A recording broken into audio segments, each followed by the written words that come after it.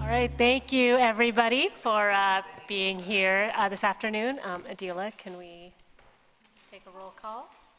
Mendoza. Here. Hilpern. Here. Hernandez. Here. Chow. Here. Tanya Moody. Here. Here. Thank you all again for being here. I believe we are being televised. We were initially not planning to do that, but thank you, Adila, for coordinating to make this meeting available to people watching at home. Well, I think it'll be recorded to watch. It's not streaming live. In any case, we are going to, for the most part during this meeting, be talking about our search process for both an interim superintendent for the coming year and also our long-term search beyond that. But before that, we do have, oh, I'm sorry, we didn't even do the approval of the agenda. Sergio, can you do that? Wait a minute. I move that the Board of Education approve the agenda as presented. Second. Mendoza. Yes. Hilpern. Yes. Hernandez. Yes. Tanya Moody. Yes. Partha. Yes. And then, Anya, can you do the next quick motion here? I move that the Board of Education approve and adopt the resolution regarding the dismissal of an administrator. Second. Mendoza. Yes. Hilpern. Yes. Hernandez. Yes. Chow. Yes. Tanya Moody. Yes. Partha. Yes.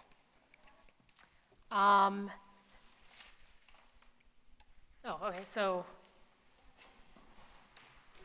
on this, the agreement with BWP is in the folders. I don't know, I apologize for not getting that out to you in advance. If everyone wants to take a quick look at it, and then we can, or if everyone is comfortable. I did review this with our board counsel, who has approved it moving forward. So this is just. And is there anything different than the arrangements that we've been seeing in the proposal in terms of? No, the only things that we still will be in part discussing today is around timelines and when we want to have somebody identified. We have the overall cost, but there is, in addition, like interview costs if we are doing a national search. If we bring people in, like we need to discuss what limitations we might want to impose on those costs. So that's not incorporated in here, and that's part of the discussion. Other things that, again, I think we'll talk about are around confidentiality of the process and all of that. But otherwise, it's pretty standard in what we discussed saw in the proposal. And like I said, I did have our attorneys take a look at it. Are you talking about additional costs, like if a candidate's from out of state? Correct. Okay. Correct, because the That wasn't included. the upper limit that BWP gave us did not include. Correct. It specifically said it didn't include any like interview costs for like bringing somebody in out of town or for us to do a site visit or any of that sort of thing.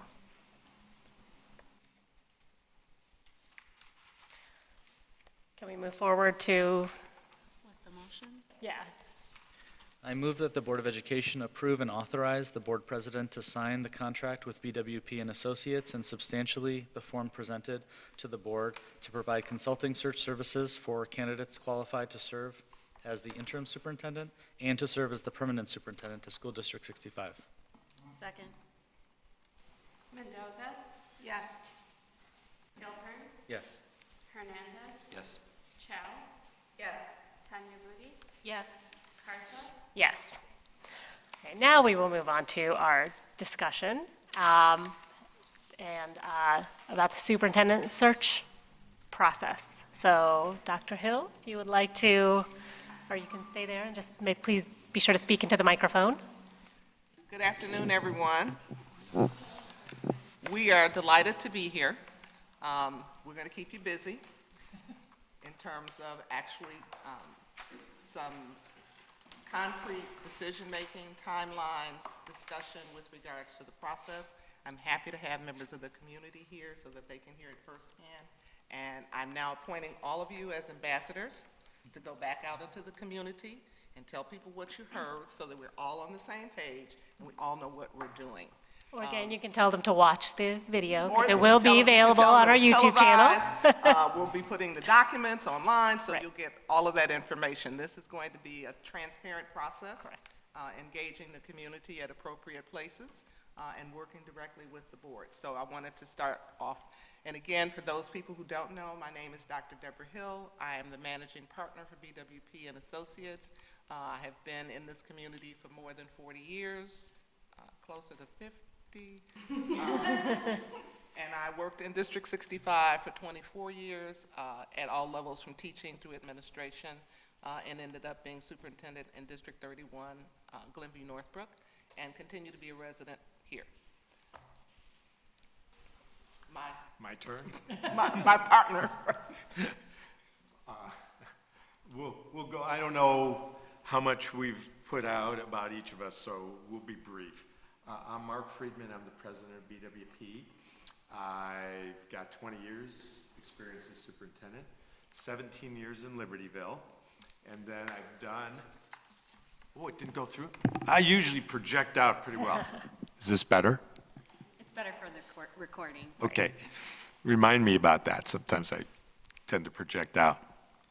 And I have done, since retiring as superintendent after 17 years in Libertyville, I've done the interim role that we'll be talking about 4 times. Niles Township High Schools, Winnetka, just finished this past year at Hawthorne in Vernon Hills, and in Elk Grove Village. So had that firsthand experience. We'll be able to share quite a bit with you, and probably have done 100 to 130 searches over the years too. So we bring some experience. And I will need the microphone Yeah. because I'm not very, I don't have a very loud voice, but my name is Ann Noland, and I too am a retired superintendent from Forest Ridge 142, which is in the south suburbs. And I've been with BWP doing searches. I'm a partner with the firm, and I've been doing searches since 2005-ish.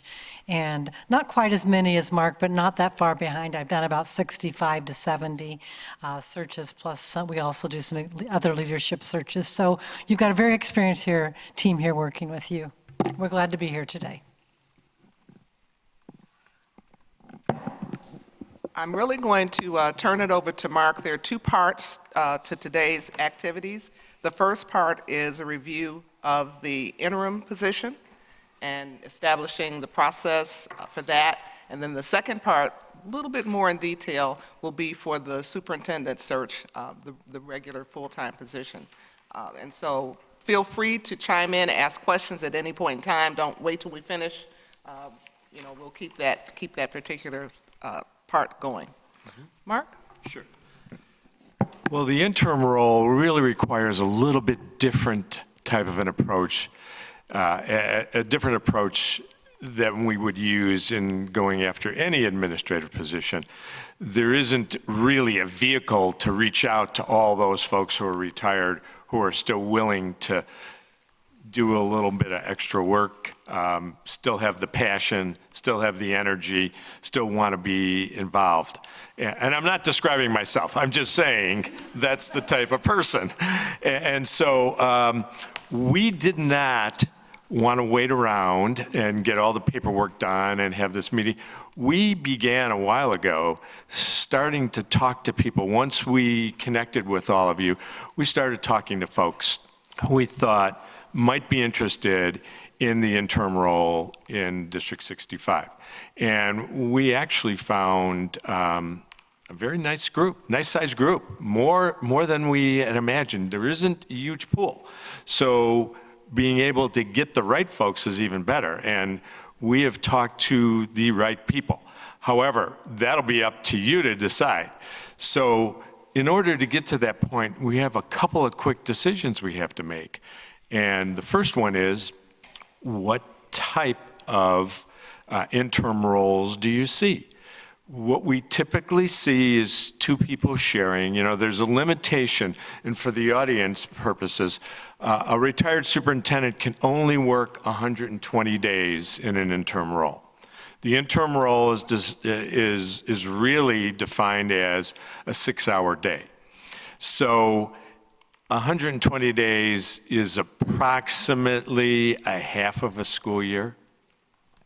So if you're looking at, we're talking about August as the potential starting date, you could get through with one person 120 days, but you wouldn't have somebody on board every day. And that's a concern in a big district. Things happen, emergencies, all that stuff. Your administrative team needs guidance. So what we're talking about recommending, and we're not wedded to this, but we want to give you something to grab onto, is two people doing 100 days each. That gives you 200 days. Those two people would share a schedule. I did this in my past experiences and all of my interims, and it works out really well when you have two people that get along and can share a schedule, can divide up the responsibilities, be on call. The experience that I just had in Hawthorne in Vernon Hills, 4,000 students, 7 schools, not a real small district, but not an overly large district. It seemed like there was always something happening, and whether I was on board in my presence or my colleague was there were times when neither of us were there due to our schedule, and something would happen on those days. So the ideal is to have a person available and have coverage every day. So that would be, again, at the timing that we're looking at, you could do that very comfortably with 2 people, 100 days each. And that's one issue. The other piece would be, would you be interested in just one person? That person would be available in the district maybe 2 days a week, and you'll get a full 120 days out of that one person.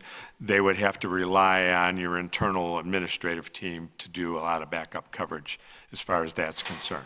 If your internal administrative team has full-time jobs, it's hard to do both. And it's hard to keep track of everything and be available for all the little things that need to have somebody show up. There's all kinds of events where you need a representation from the district office. So that piece. So that's the first discussion I think we want to have. And yeah, we're throwing it at you, but it'll drive some of the decision-making as we go further down the line. Does it all make sense? I know, I think Joey, that you've does. had some experience with that in your district just in the past year or so. So, I mean, I guess I would throw it out there that I think it's probably important to have somebody available every day. So I think having one person who can only come in a couple of days a week is probably not a great option for us. I don't know, other thoughts? I agree with that sentiment. Yeah. I think one thing that comes to mind, when we think about 2 people is cost. I don't know what the general recommendation is around how payment would work. Like It's in the neighborhood of $1,000 to $1,200 a day per person. per person. So you're talking about a $200,000, around $200,000 outlay. Remembering, though, that there are no benefit costs. TRS. No pension contribution, no health insurance, no membership insurance, fees and dues, very little outside just the direct compensation. So it turns out in the end, you're coming out quite ahead this year over the compensation for a full-time superintendent. I think looking at the work that we have ahead of us, just on the finances alone, not to mention launching a school year, I think having one person would be an insurmountable change for the cabinet team that would put an undue burden on them. I think having someone every day is really important to take the voice of the superintendent or the office of the superintendent where a decision has to be made on X day, but somebody's not coming in till tomorrow. It puts a whole burden and spin cycle on a team of people that don't need that in their day-to-day work. Stacy, did you have any? I mean, I'm assuming that you, what are your thoughts on? I was allowing the board to have their conversation. No, I do appreciate your comments, Joey. You know, I do think that there are a lot of demands within the district, and being able to respond to those demands in a timely manner is critical. And when we are unable to be able to respond to those demands in a timely manner, it makes the work exponential. So I think having somebody in place that can be responding on a daily basis is critical. Anybody else have thoughts? Candace, you have? Okay, so I think having- It's pretty much where most districts, the direction most districts go. You rarely see just one person. Or that one person agrees to it and says, what did I do? I'm on call 5 days a week and I can only work 2. So, and there are real strong checks and balances on the number of days. If you exceed those number of days, then you forfeit your pension. So no one wants to do that. So it's a real tight bookkeeping process.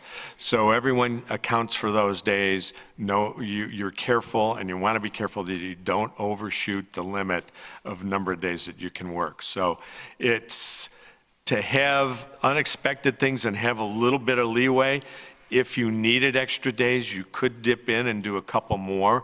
As long as, if you're hiring 2 people at 100 each, you could go to 120 in an emergency or extra need and be safe. You can't if you have one person and you're only going to 120 and then all of a sudden things come up. There's nothing you can do about that. So, and no one will put their pension at risk. Right. So we think that's the right move. We've talked it over. So hopefully that you would look in that direction. And again, cost-wise, you're still way ahead of the game. Is it fair to say that the responsibility, and we can obviously make this expectation, of those 2 individuals would be to keep each other in check? Because I also would want to make sure it's not the responsibility of the cabinet to Right. be Right. running interference or communicating, what happened during these 2 days, that's taken on by the 2. No, that's exactly right. And it's a relief for the cabinet because you're just like, okay, do I have all this other stuff while new people are coming in and trying to get acclimated? No, there really isn't that much that needs to be done. These are experienced, successful people. If you were going to look at them in a different light and you were using the full-time search, they would be people you'd be interested in. But they've had their careers. They've chosen to retire, and now the pension rules allow them to work up to 120 days. They still have that desire, that passion, that energy, and they want to come in and continue to work and bring some new ideas to your district too. You'll gain from that. You gain from the experience tremendously. There's a lot of years that these people all bring. And you've alluded to there's people who like working together. Yes. And I've got some experience with several teams of people in the past, but correct me if I'm wrong, but they will, one of the first things that they'll do is they'll associate their roles and responsibilities. So one of them may manage board meetings and agendas and working with the board, and another one might be the go-to person for student services and legal things like that, and they will divide and conquer so that they're not overlapping, right? Same thing with the evaluation model. Our belief always is that everyone is entitled to be given an opportunity to hear what the observer is seeing. Has this been a good year? To use the word evaluate, it's tough for a person coming in for short-term to do an in-depth evaluation, but at least to work with the people that are in high-level positions and give them feedback on their performance. So that's an expectation that these people would have too. So it wouldn't be like a skip year. It would be, yeah, we're not going to have as formal a process, but we're going to have a process where you get feedback from these 2 experienced superintendents as to your performance in your job and your role. So there's always a real tight match between the administration and the interims, even tighter than in most places, because the new people will rely on the cabinet until they get their feet wet. And I guess as a practical matter, how do you present? So would you present like two candidates who you have worked together in the past and worked well, or? The people that we've talked to, for the most part, know each other and can work together. We didn't talk to people we didn't think could match up. And so while we've basically looked at 6 strong folks, we know that any combination of the 6 would work. That has to be something that you're going to see when you meet them and notice, oh, this person's really got this strength in this area, this person's got it in another area. I can honestly say there is nothing weak in the group that we talked to. And probably you add it all up, maybe 50, 60 years of superintendent experience. Where do you get that?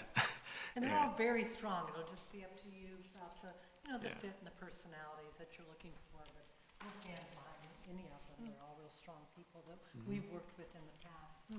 Yeah, come from large districts, small districts, but the key is they understand the role of superintendent. I think Laura would know, in going around and talking and working with school boards and school districts, there are some people that just command that respect, and their experiences over the years have earned them that respect, and we think the folks that we've talked to are in that position. I wanted to comment. While I certainly respect the knowledge gained over a long career, it's also important that whoever steps into a role here have an understanding of racial equity and social justice, and that can't just be fostered from previous experience, because the institution of schooling has not had social justice and racial equity embedded in it as a practice. And so it's important that anyone who take on, that we consider for this role have a very strong understanding of racial justice in the context of education. So I just wanted to add that in making the case for any interim or permanent candidate, their experience alone is not enough. Their demonstrated commitment to racial justice is going to be very important. And in some contexts, having a wealth of experience in doing what has been traditional education work may replicate some of the concerns that we're trying to overcome. And I think that will be really important, because we have a cabinet that is really working to solidify their understanding and integrate it into their areas of expertise. And in order to continue providing them the support that they need to have an interim who also possesses those values and understanding in order to support them and provide leadership. The interim role is one of not just resetting direction and setting new direction. The interim role is maintaining the culture and supporting the staff and keeping things going that are already underway. We wouldn't delude you into thinking we're bringing candidates to you who are going to really change everything about District 65 and bring in their own ideas. No, that's really not what it's about. And we wouldn't be honest with you if we said, oh yeah, you can get all these change agents. No, this is more hold things down, keep on top of stuff, bring some new ideas, absolutely. Use the talent that's already in this district, the administrative talent and teaching talent, and move from there. A year goes by very quickly. The real emphasis is going to be on the full-time search. What you want to do is say, okay, we're comfortable, day-to-day is taken care of. We know we've got good people, they're experienced, they know what they're doing. Day-to-day is taken care of. When it comes to setting tone and setting future and creating that culture that you're looking for, that's going to be part of the process where you're going to vet out the candidates for full-time, and you're going to look for things like that from them. But I think it is, and I think I shared with you the racial equity impact assessment tool that we have been using in the district. And I think that we want to use on this process, both for the interim and the full-time search process. I mean, I think it is important, while on the one hand, I understand that it is having somebody in for the day-to-day, I think we also do want to make sure that it's somebody who is committed to moving us forward on the work that we're doing. And I think somebody who can feel comfortable using the racial equity impact assessment tool is important. Later on, we're going to be talking about priorities for the upcoming year. So somebody who feels like they can come in and help move those priorities forward, I think is still an important part of what we're looking for even though it's an interim year, we don't want it to necessarily be a stagnant year. It won't be. It never is. Unless you can, freeze time some way or another, there'll always be growth. And it's nice to have people that have been involved with successful movements in their own districts. So I guess I want to make sure that we have some shared understanding.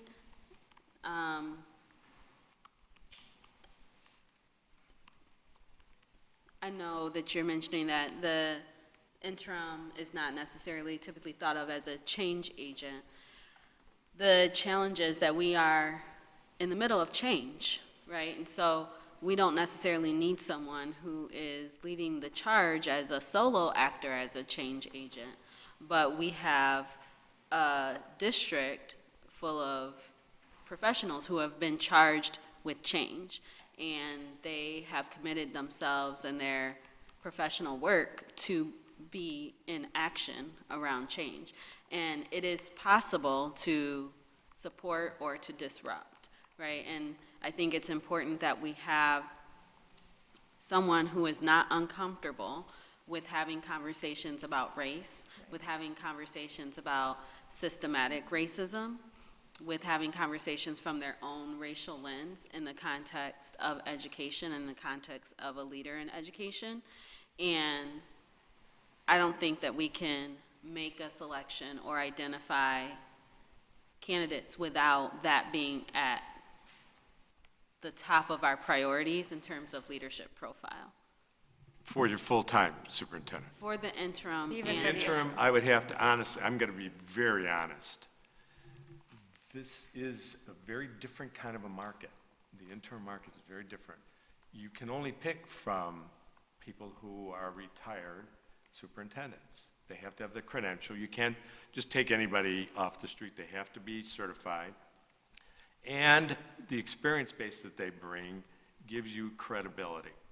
Now, their job, and I've done this 4 times, the job is to take direction from the board. So what you are asking for them to do, they'll do that. That's their responsibility. So they aren't going to come in with their own ideas. They will follow the board's direction, whether, it's a long-range plan and we're going through items 3, 4, 5, and 6 on there, or whether it's something that the board as a group in general has come up with and said, this is an initiative that we have for this year. We'd like to see you carry this through. They'll say, absolutely, we will do it. The other piece I'd like for you to consider is we're talking in a vacuum. And I think that by having an opportunity to speak with the individuals and then pose your questions so that you can get a feel for not only their experience, but their commitment. That's hard to find on paper, but it's easier to find when you have specific questions that you engage in conversation with the particular applicants for you to determine whether their cultural values, are what you're looking for this position. But I think having an opportunity to meet and talk with them is going to serve you well, rather than just looking at paper credentials. Nanya, I thought you stated really well. As a matter of fact, I wrote that down when you were talking about, you want to make sure your candidate is not uncomfortable with courageous conversations about race, and I think that's kind of what Deb's saying. When you see them face to face, I think that you can determine that, but I think stating it that way puts it pretty clear as to what you're looking for in the candidates that you can look, that we've got for you to take a look at. So that's clear. So the reason why I wanted us to be on the same page is we are looking to you all to vet, right, the candidates that you all bring, and I wanted to make sure that we are clear in terms of what our priorities were, which I think we communicated this particular value when we were doing the selection conversation as well. So not that it's easy to find, but what I'm saying is it's necessary to find, and I would hope that the candidates that we are brought to us to vet are prepared for that conversation, and that we have a good pool to select from with that priority in mind. And then again, I would also add that, again, we have policy that, again, ensures that anybody that's engaging in district business, teachers, educators, janitors, I mean, we have a racial equity trainings, the Courageous Conversation Seed. So again, if, you know, we want to make sure that whatever candidates out there is open, so let's, like you're saying, you know, Dr. Friedman, you know, that they're old school, you know, that they've already worked, and they're retired now, but again, being able to, like Anya says, you know, be comfortable having these trainings and come into a district that prioritizes racial equity is something that we'll be looking for, and we'll be asking individually, so. The only thing I would add to that is I think that this is a particular area that our partners on the cabinet and part of this arrangement should be that they are taking a more proactive role, and, or I don't know how, you know, you partner up with the interim, but it's not as easy, Dr. Freeman is saying, if we say it, they will do it. It's a mindset, right? And it's an experience base, not solely a task-oriented thing. So having that personal experience and a commitment, as well as being open to having partners who are leading the work already, and being open to being guided by them and taking feedback of what we're seeing and the transformation that's happening, I think is as much important as being at the front line of it, but, you know, it might be an area where it's a supportive and engaged role, and being open to ongoing feedback as well. You hit it right on the nose. That's exactly right.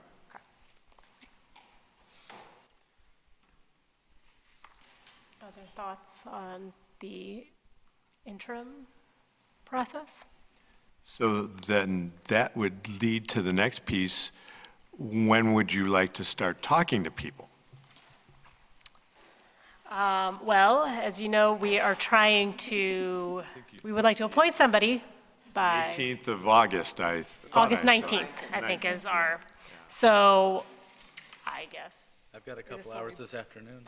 I was going to say, when can you bring them to us? We don't have them in our pocket. Yeah, I don't know. Like, so this, I guess, is where the scheduling for board members of when we're available. Would the first or second week of August be doable? Yeah, how early is doable, I suppose. And find out, yeah.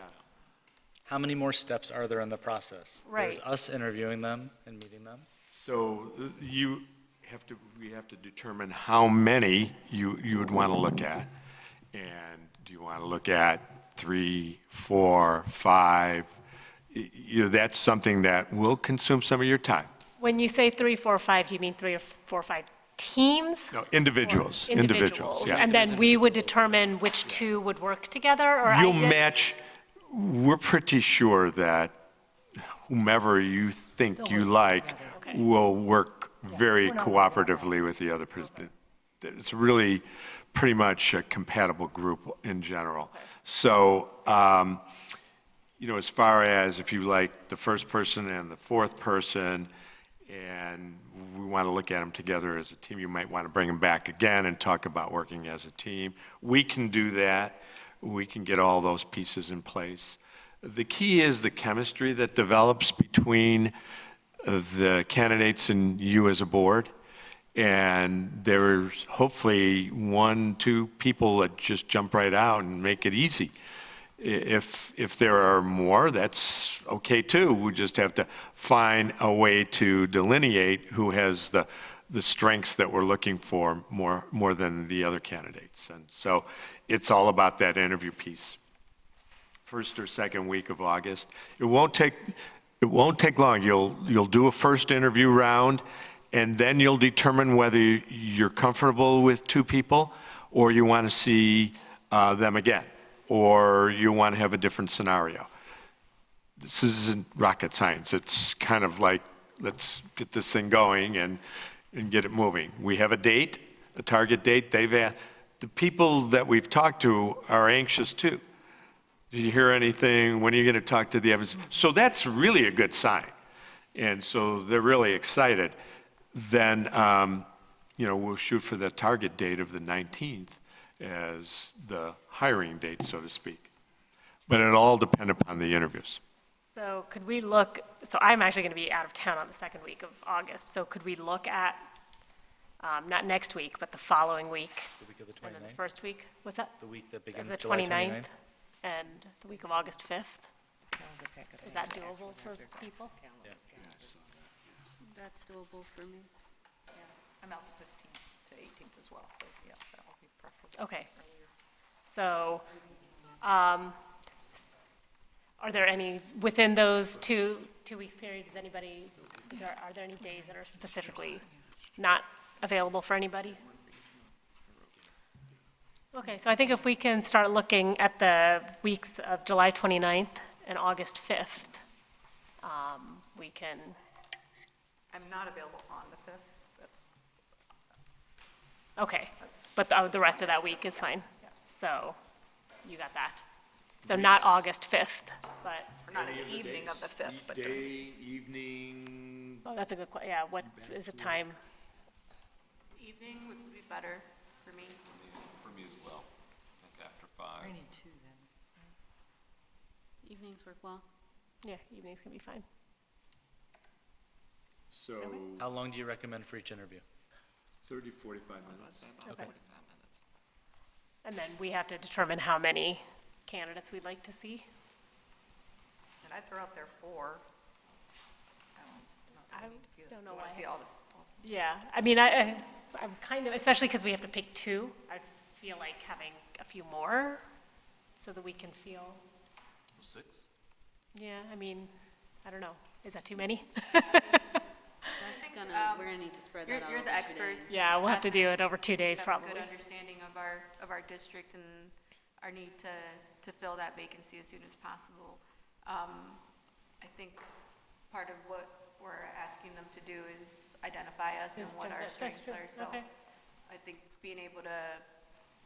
to trust that you're going to give us 2 candidates that work well together, and I would prefer less than. So 4. Yeah. Okay. So what we're saying is not more than 4. instead. Unless you come back and say, look, you really should also interview this person as well. We can organize that. So, Okay. so the most you would need is 3 on an evening. Or would you want to get them in one evening and do 4? Schedules are tough for 7 people. We know that. Yeah, 4 people, that'd be like 2 hours plus, because we'd have to. Well, if you put a buffer in between to discuss. Yeah. But It's doable. if we started at 4 I think o'clock, it would be preferable to meet in one evening if we can. Okay. I just think it's going to be easier to schedule, but we also have to build in time to discuss afterwards. I'd suggest if we break it into 2 meetings, that we do 2 and 2 versus 3 and 1. Correct, Because kind of leaves yeah. one person maybe at either a better advantage or an unfair advantage, I don't know. People have good days and bad days. Well, just, being the only person you see on that day, you've got recency. I would assume that Stacy would be a part of this process. Up to you. Okay, then maybe we should discuss. I think Stacy should be a part of this process. Perhaps. Stacy, do you want to be part of this Yeah, I'm going to process? ask you if you would like to be a part of this process. So I'm absolutely willing to be part of the process. And I did not check with you on those dates, though. I am not available the week of July 29th. That's Oh, when I'm okay. Not available. Okay. So Well, if we're only trying for one evening, then maybe that first week of August. Like the 6th? 6th and 7th. Yeah, so 6th through the 9th. Okay, if you, So we're looking at the 6th, maybe the 9th? 5th through the 9th, yeah. Yeah, but the night of The the 6th 6th. seems okay for most of you? Through the 9th. Because the 5th was. The 5th was not open. I can't do it this evening. And starting, How soon, how early can you? What's the earliest that people can start? Lester, are they able to meet on a Saturday? Is a Saturday morning an option? you could do whatever you fit your calendars to do. We know how 7 busy people, it's hard to get common dates. I agree. I think if we can find an evening, that's probably going to be easier. For me, evenings will be easier than a Saturday. What's the earliest that, is 5 doable? 5, I can do 5. Yeah, I could do anything after 4:30. Okay. So let's say 5 at the earliest.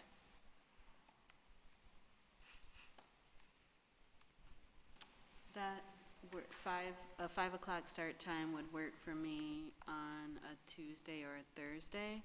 Other days, 6:30 works better for me. so you're actually looking at Tuesday, the 6th Tuesday the of 6th, 5 August, o'clock. beginning at 5 o'clock. Yeah. Is that okay, Anya? Yeah, I could do Tuesday the 6th or Thursday the 8th at that time. That'll maybe our backup date. Okay.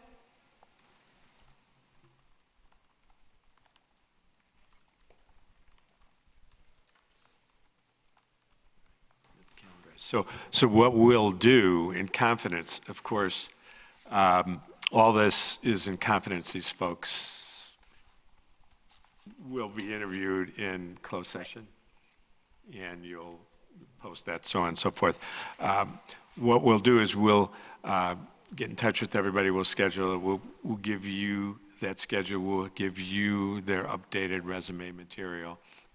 And then if you want, we have some fairly simplistic questions that we use for the interim search. We can give them to you. You can come up with your own.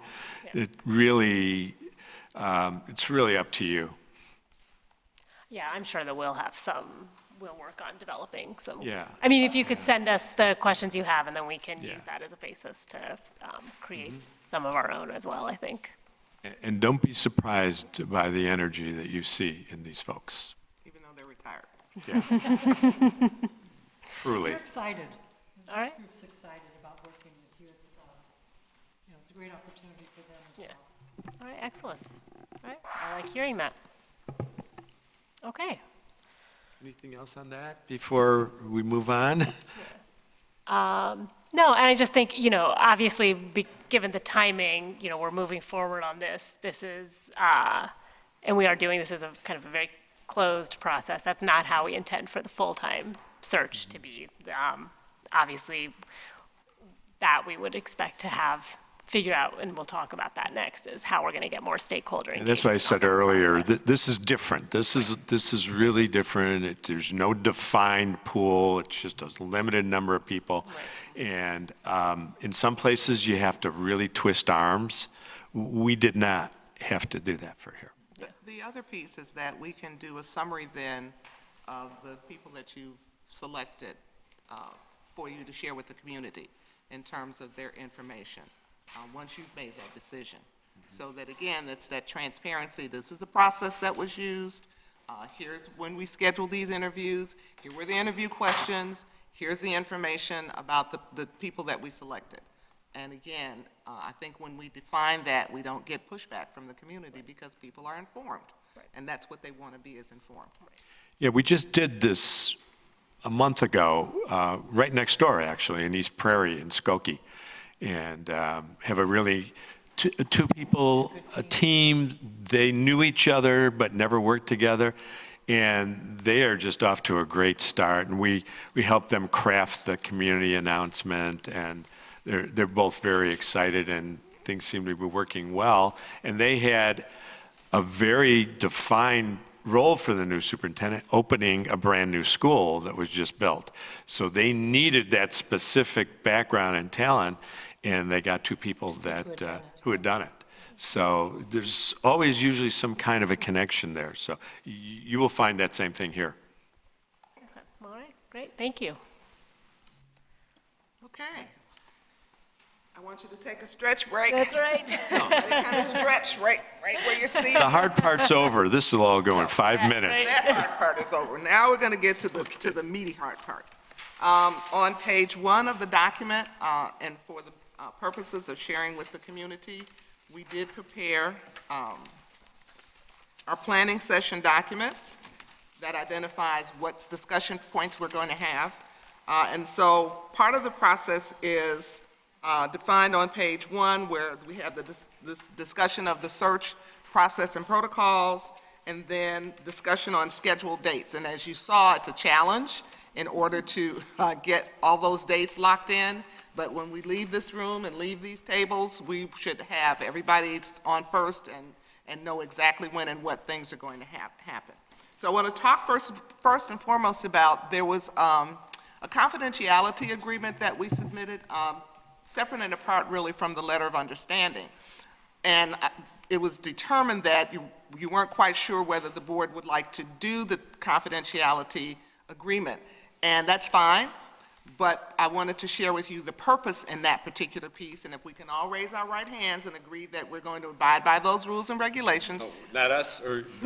All of us, then that document is not necessary. It's really the content and the direction that the document provides.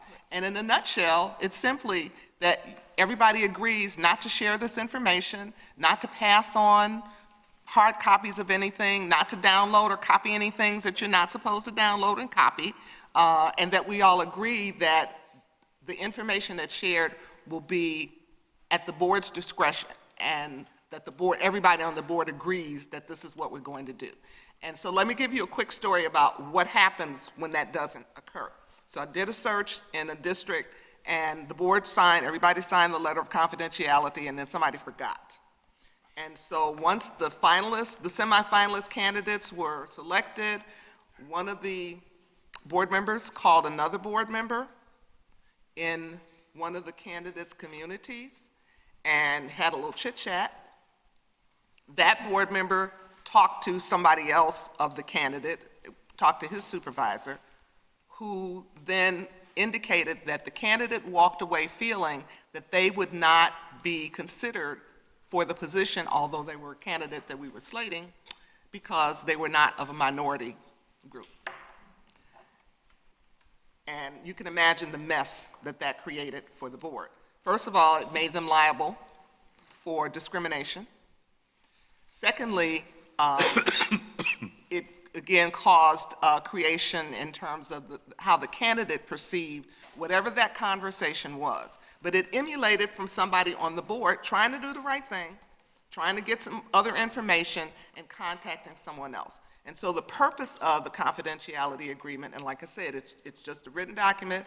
If you don't want to sign it, that's fine. But we all need to agree to those rules, that it all comes and emanates from the board. Questions?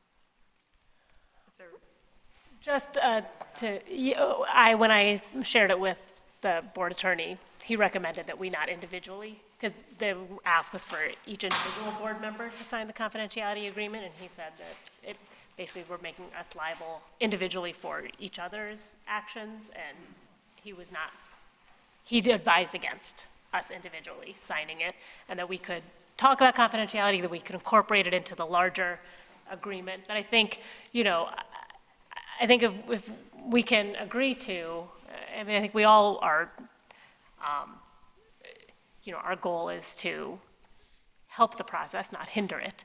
And I think when you're sharing information with us, because again, people forget or whatever, if we're clear when information is shared, that, reminder, this is confidential. I assume it would be shared with me for me to share with board colleagues, or however that's going to work. I think we just need to constantly have checkpoints of, this is not to be shared at this time.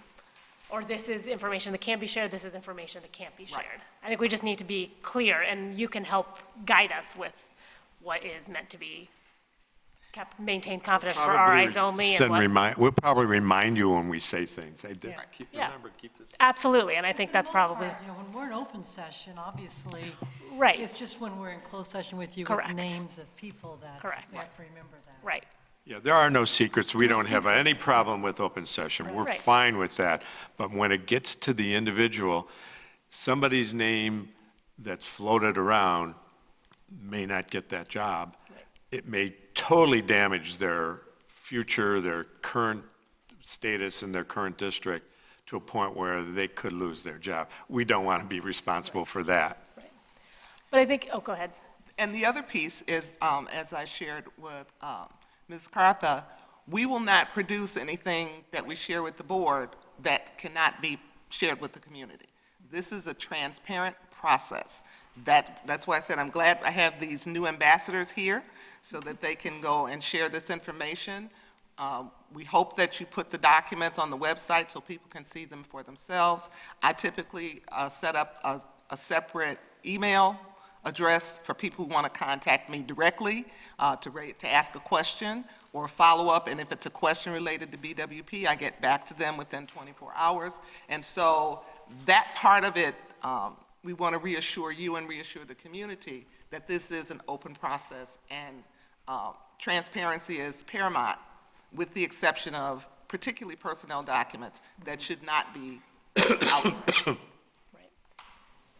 I think that's probably a question that we have to think about and get guidance from you on about, you know, obviously, you're only going to forward candidates to us who you believe we should consider.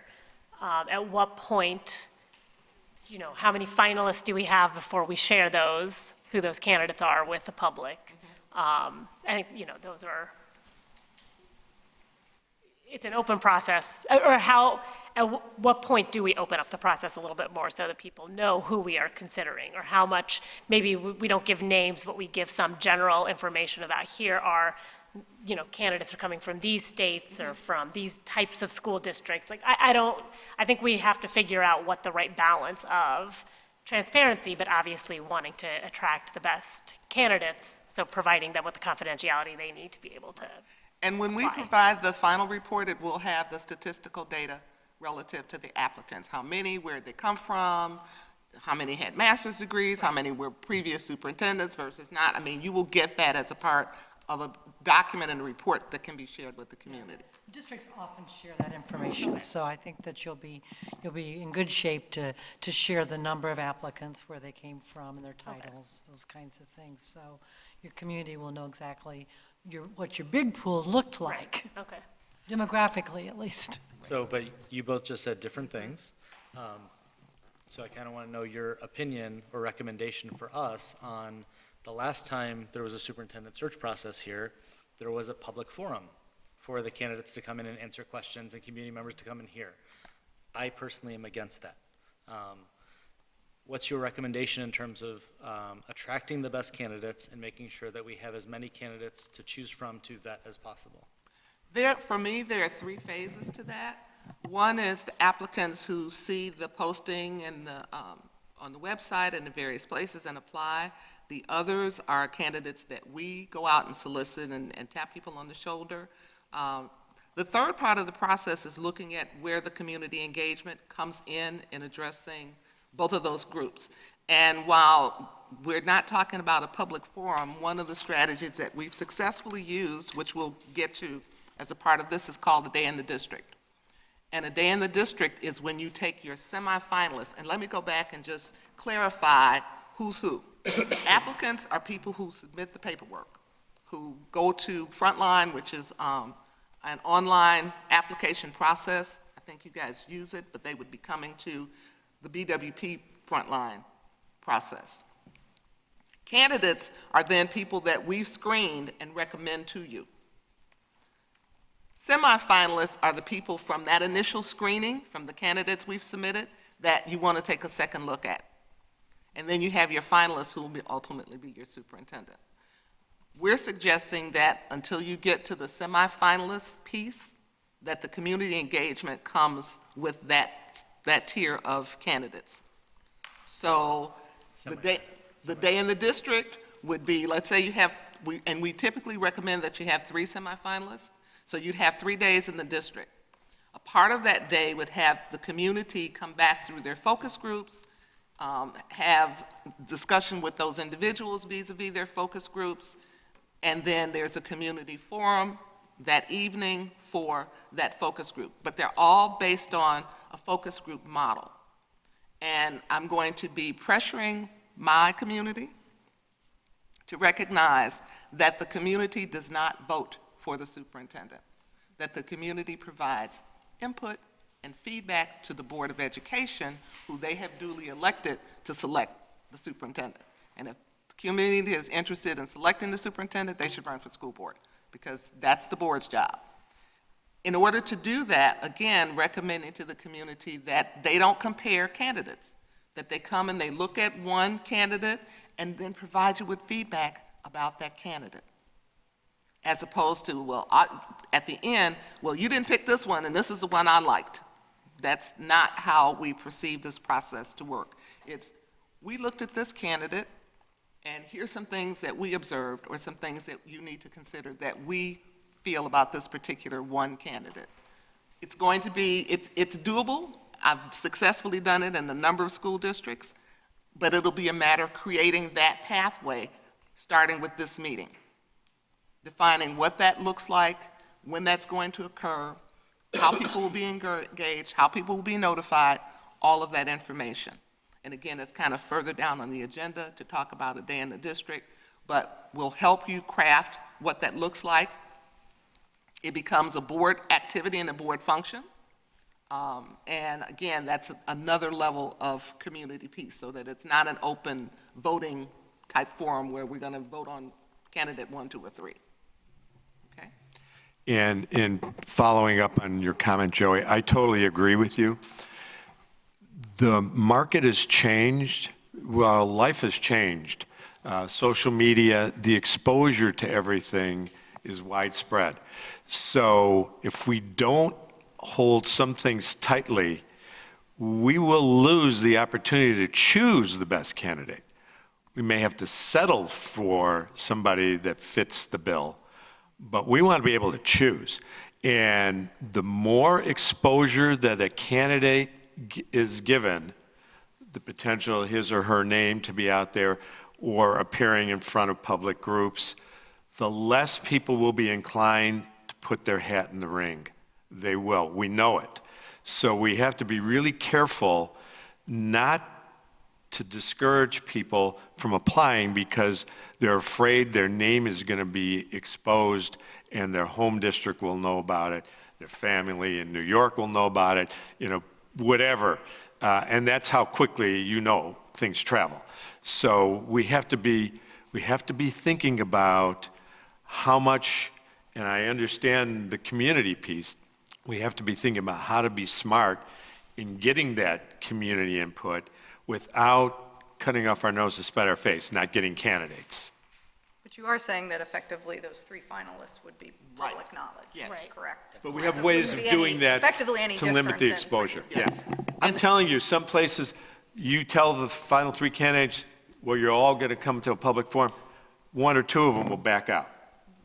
And it's intended to be a 1-to-1, not a competition between the 3 finalists, but again, or 3 semifinalists, but again, a presentation from those individuals as opposed to competitive components. And again, when we interview the candidates and we walk through the process with them. And as Mark says, some of them say, not sure I want to do that.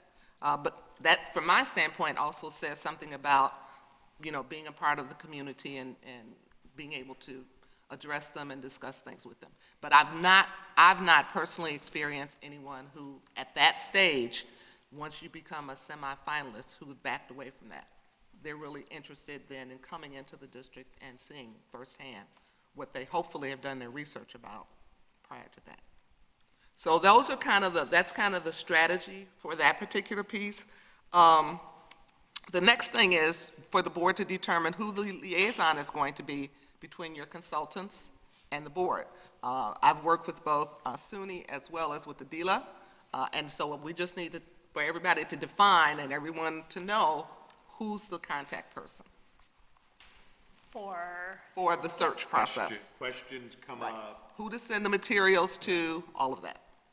I mean, probably to Adila, if, I'm volunteering you for Raise your hand if you want this. I think she's probably the most effective one to then get it out to all the rest of us. Well, let me back up and a little bit define maybe that role. So, Yeah. concrete example, when we get ready to do the ad, okay, it should go to one board member because that's in your purview to make the choice, the responsibility, yeah, this looks fine. And so does that go to Adila to send out, or does that go to SUNY to send out? This time, for example, for the planning package, I sent it to SUNY, Right. and then she gave it to Adila, because Adila is the worker bee. She's the hands-on person that gets it set where it's supposed to be. Right. But SUNY reviewed it, and that was when we had the conversation about that confidentiality agreement, because Adila can't make Right. those decisions. So I just need to know who's on first, who am I communicating with Comfortable with first? you, Sunny. Okay. Then me. And then I'll send it to Adila. No, that's fine then. I can be that point So, person. but again, now everyone knows that the contact person between the consultants and the board is the And board Deb, you'll be president. ours, correct? Yeah, Deb will be right. our contact person, so. Sounds the- good. So we're happy to answer any question anybody has. We just like to keep it organized. Call Deb and SUNY, and they'll get it to us. Or if it's about interim, call Mark. Okay, so see, that's done. Communication strategies, again, I've talked a little bit about everything that we send will be available to the public. One of the things that I usually provide is a board update, and when you look at this calendar that I've worked on, I've actually specified some possible dates. It's typically a one-pager, a bullet point. This is where we are, this is what's happening, this is what's been done, and again, available to the community, but it gives everybody an opportunity to see where we are at specific points in time. There are usually about 3 of them that come out over the time, and you will receive the first report that you will get will be the results of the community engagement, which I'll talk about in a few minutes, and then the second report will be the final report that gives you the demographics and the statistics based on the candidates.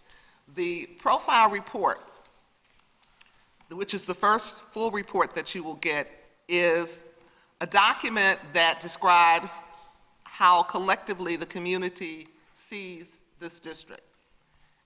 It includes information about what collectively you've agreed, and the board will need to approve this document, but collectively what you agree are the strengths of the district, are areas of challenge, are the skill sets and characteristics of the new superintendent, and what other considerations you might want to have in looking at the candidates. That becomes the profile.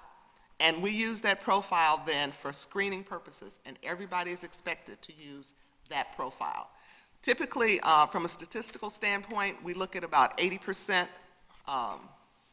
across-the-board agreement on those 4 sections, so that you can have people who want to do this, or have people who want to do that, but that's not a part of the 80%. And so the document that you receive gives you all the feedback, all the information. It's great for whoever your new superintendent's coming in, but it also really focuses on what we're looking for and what we're looking at. And so when somebody has a question, it's, have you looked at the profile? You know, where is that on the profile list? Because again, that becomes an agreed upon document. Functionally, that's a survey that gets sent out? It's I'll go through the community engagement piece, yes, but it's part of the survey, it's part of what happens from the interviews. There are, different sections. I was going to ask about, how do you get this survey out to people broader than just our parent population, but to the community-wide? The intent is for it to be community-wide, so that we have the parts of the community engagement component are interviews one-on-one with the board, which we've sort of started. interviews with anyone else one-on-one that the board would like to see happen, a series of focus groups. Typically, we do it in a day, but the board identifies community organizations and invites them to send representatives. Again, everybody is talking about those 4 questions across the board. Our interviews with the board, interviews with the focus group. There are 3 of us. We can do each probably about 6 focus groups, so we can all get them done. You can have a pretty long list. We kind of keep the focus groups down to 10 or 12 people at a time. We engage the community, those same 4 questions. We ask that the board and that the district publicize that. You know, I'm notorious for standing in one of the grocery stores with flyers and encouraging our ambassadors to remind people that the community survey is out there and it's open for anyone. It will be a SurveyMonkey survey. There's a demographic portion, and then the same question format for those 4 questions. And then that's presented as a part of the report. So you will have the interview results, you will have the results from the focus groups, and you will have the community survey, all compiled into one document so that you can see what the results are. And it's a pretty good roadmap of the community feedback and input in determining who we are. And when does that happen? Well, we'll get to that when we get to the calendar. Typically, there's about 2 weeks of when you have the survey open. What we found is I've had it go as long as 4 weeks, and the same number of people, Right. 2 weeks you know, is they okay. forget. So 2 weeks is pretty much standard for that. We can develop the survey for you. We will develop the survey for you in the document. I've submitted some typical survey kind of outline, but if there's something else you need to see, we can add that. Again, it's a SurveyMonkey online survey. We also ask that hard copies be made for the schools, so that if a parent wants to do an actual hard copy, but it comes directly to us, the board has no hands on it. It's, you know, they're asked to put it in an envelope, seal it, and then we'll collect that data and that information. We can develop it in multiple languages. Our success rate has been, with Hispanic populations, we have a higher success rate of people completing the survey in Spanish than we do with other languages. Just recently, I did a search in Lewiston, Maine, and they wanted 7 different languages for their survey to be completed in. And interestingly enough, Spanish wasn't one of them. But we worked with their staff. We generated 7 different languages, and we only got 3 responses. So again, with Hispanic populations, we tend to get a few more, but when we've tried to do it in other languages, it has not been as successful. However, you will determine how you want us to do the surveys. If you want multiple languages, if you want just English, if you want English and Spanish, you tell us and we create And we've that. used different strategies, too, to kind of supplement what Deb does, because we don't get a lot of things returned in some of the languages, but we have worked with the district, particularly I remember in Niles Township High School. We had some of their people invite parents in with certain languages and be able to work with them, and we had better input then. So we've got more than one idea on how to do that, because it's important to try to involve everyone. I agree, and I think we need to exhaust every way that we can to communicate with, again, we have a rich immigrant as well as a refugee community. Again, folks who, again, have students in the school district. So, I mean, we have several parent groups through our early childhood center that we can engage, as well as our African American and Black and Caribbean group, parent group, our BPAC, Bilingual Parent Advisory Committee. So there are structures already that are engaging We'll parents. tap into those. And tapping into those, so. Right.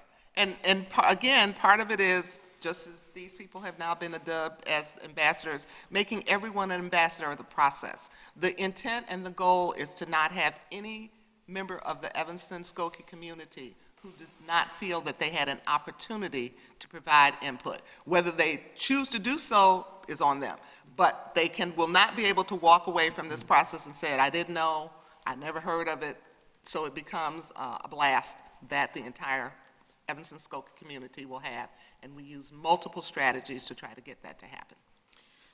And so you mentioned ambassadors. Are you all comfortable, or do you have experience with taking the lead from gatekeepers and influencers in certain communities in terms of how to communicate or how to develop relationships with a particular group of folks. Because if we want genuine Right. feedback, it's going to be important that people with relationships are helping to facilitate that feedback.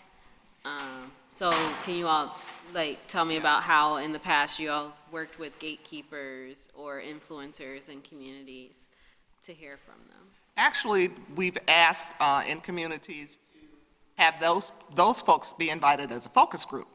And then again, ask them, so what else needs to be done? How else can we get to the constituents that you're representing relative to that piece? And we take that feedback and they say, well, you need to have some information at such and so church, or at this particular center where a lot of folks, or this particular grocery store.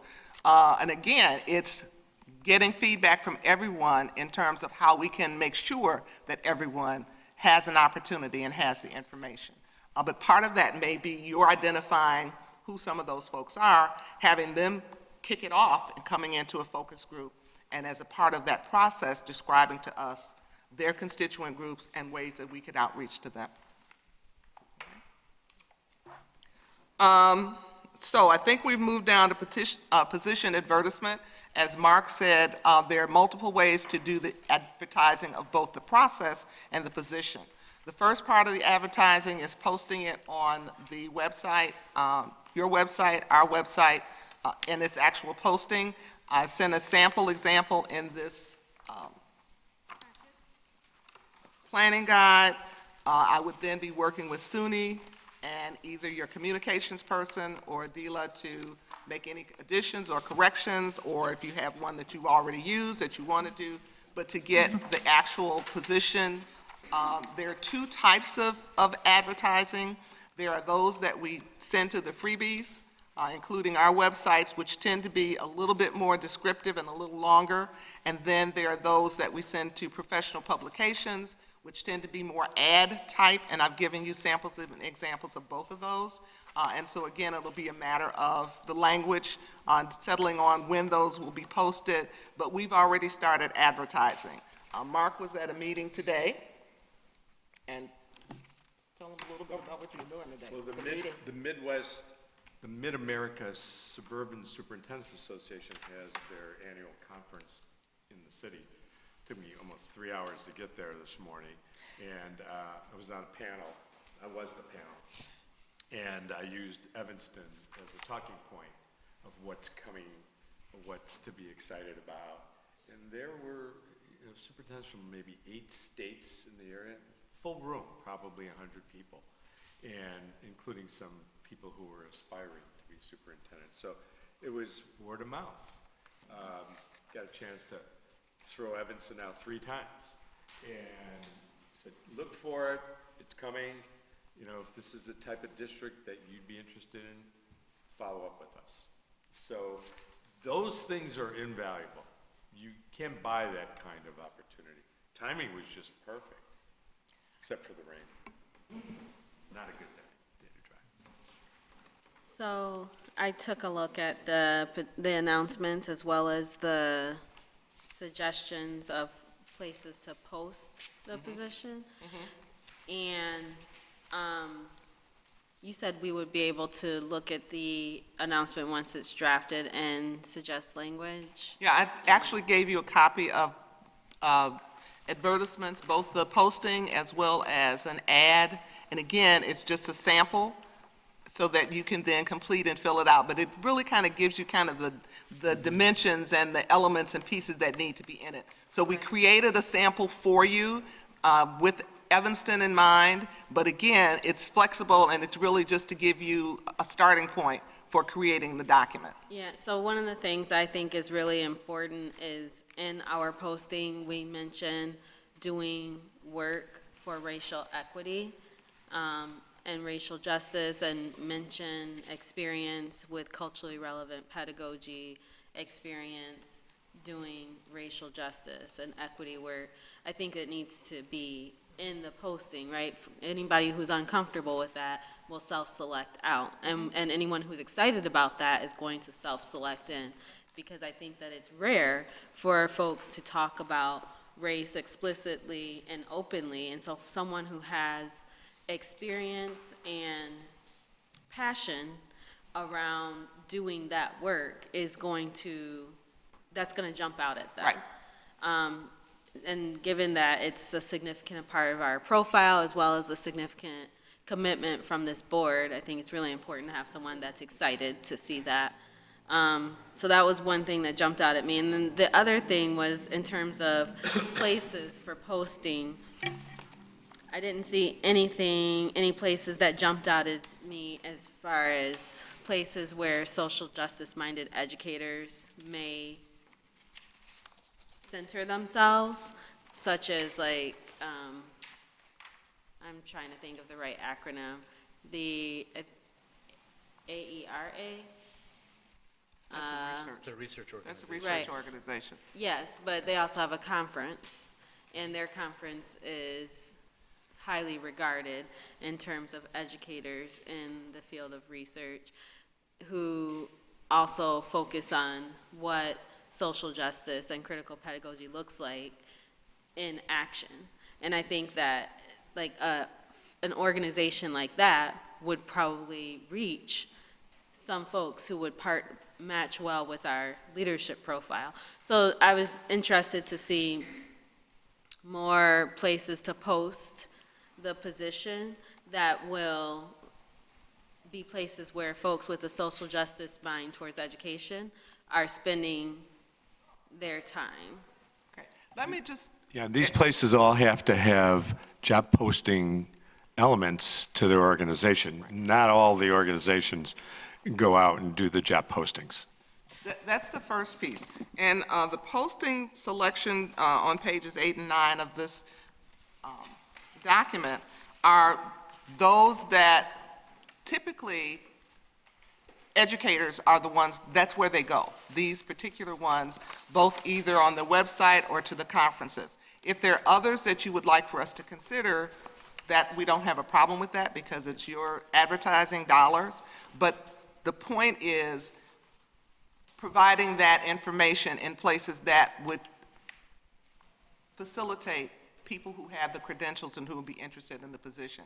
There are a bazillion organizations, the National Council Teacher of Mathematics, the National Council Teacher, all of whom may have a social justice component, but may not be the site where people who are looking for the superintendent's level would be looking for advertisement. The only one that I didn't list here, which depending, might give you bang for the buck is if you do it in a national newspaper publication. But in terms of my experience with the social justice component, the cultural relevancy piece is a big piece in all of these organizations. And so that's a part of it.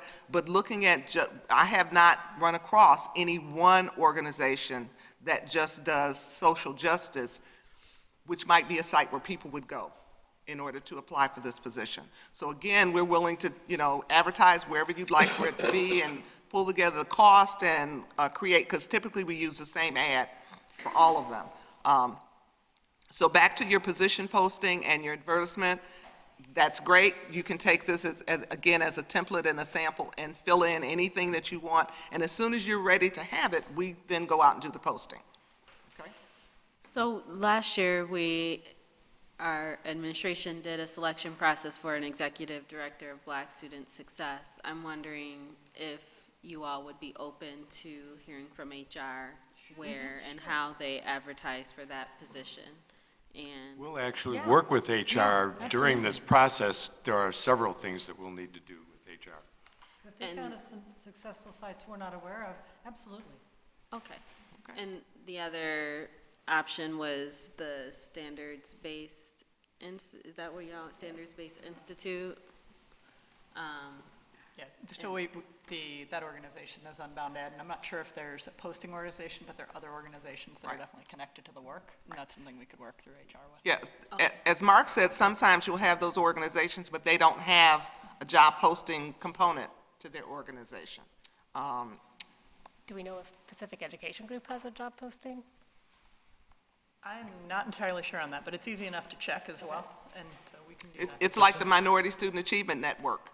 that we were initially a part of organizing and developing that, and I'm still in contact with people that is part of, they don't have a job posting compete. Well, we can certainly connect you with HR too. Right, they, particularly of those who are, that are part of the network. Yeah. I mean, that's another source. We can always provide an organization with a listing which they could then go ahead and forward on as they're able to. So we're open to doing those things, and those are probably at no cost to you. We'd have to double check, but some of those may be just things they'll do for members. Because typically, again, it requires pre-approval of our contact person. We're going to create a flyer because so-and-so is going to such-and-so conference. And we'll be able to have that flyer disseminating the post and the information that doesn't cost you anything because we'll produce the flyer. Okay? Any other questions about advertising? And as soon as we can get those documents, So then the next step, so do you want us, like, is one of our tasks after this, we should all look at the samples here, we should make whatever adjustments, and then I can send you the final? yep, We have to Okay. provide some information. Right. Okay, so, Yeah, a lot of these things, we don't really need a whole group crafting, just give us a little direction, because they're pretty much templates that we know we'll send off to a certain place and it'll get published and that'll be done. So don't kill yourself on this, Right. you know. We can take, yeah, we just need your ideas, and then we can follow through and do the wordsmithing for you. okay. So, take a stretch break. Because the next part is the calendar. And so I've provided you with a second document of the calendar that I think Adela put in your places.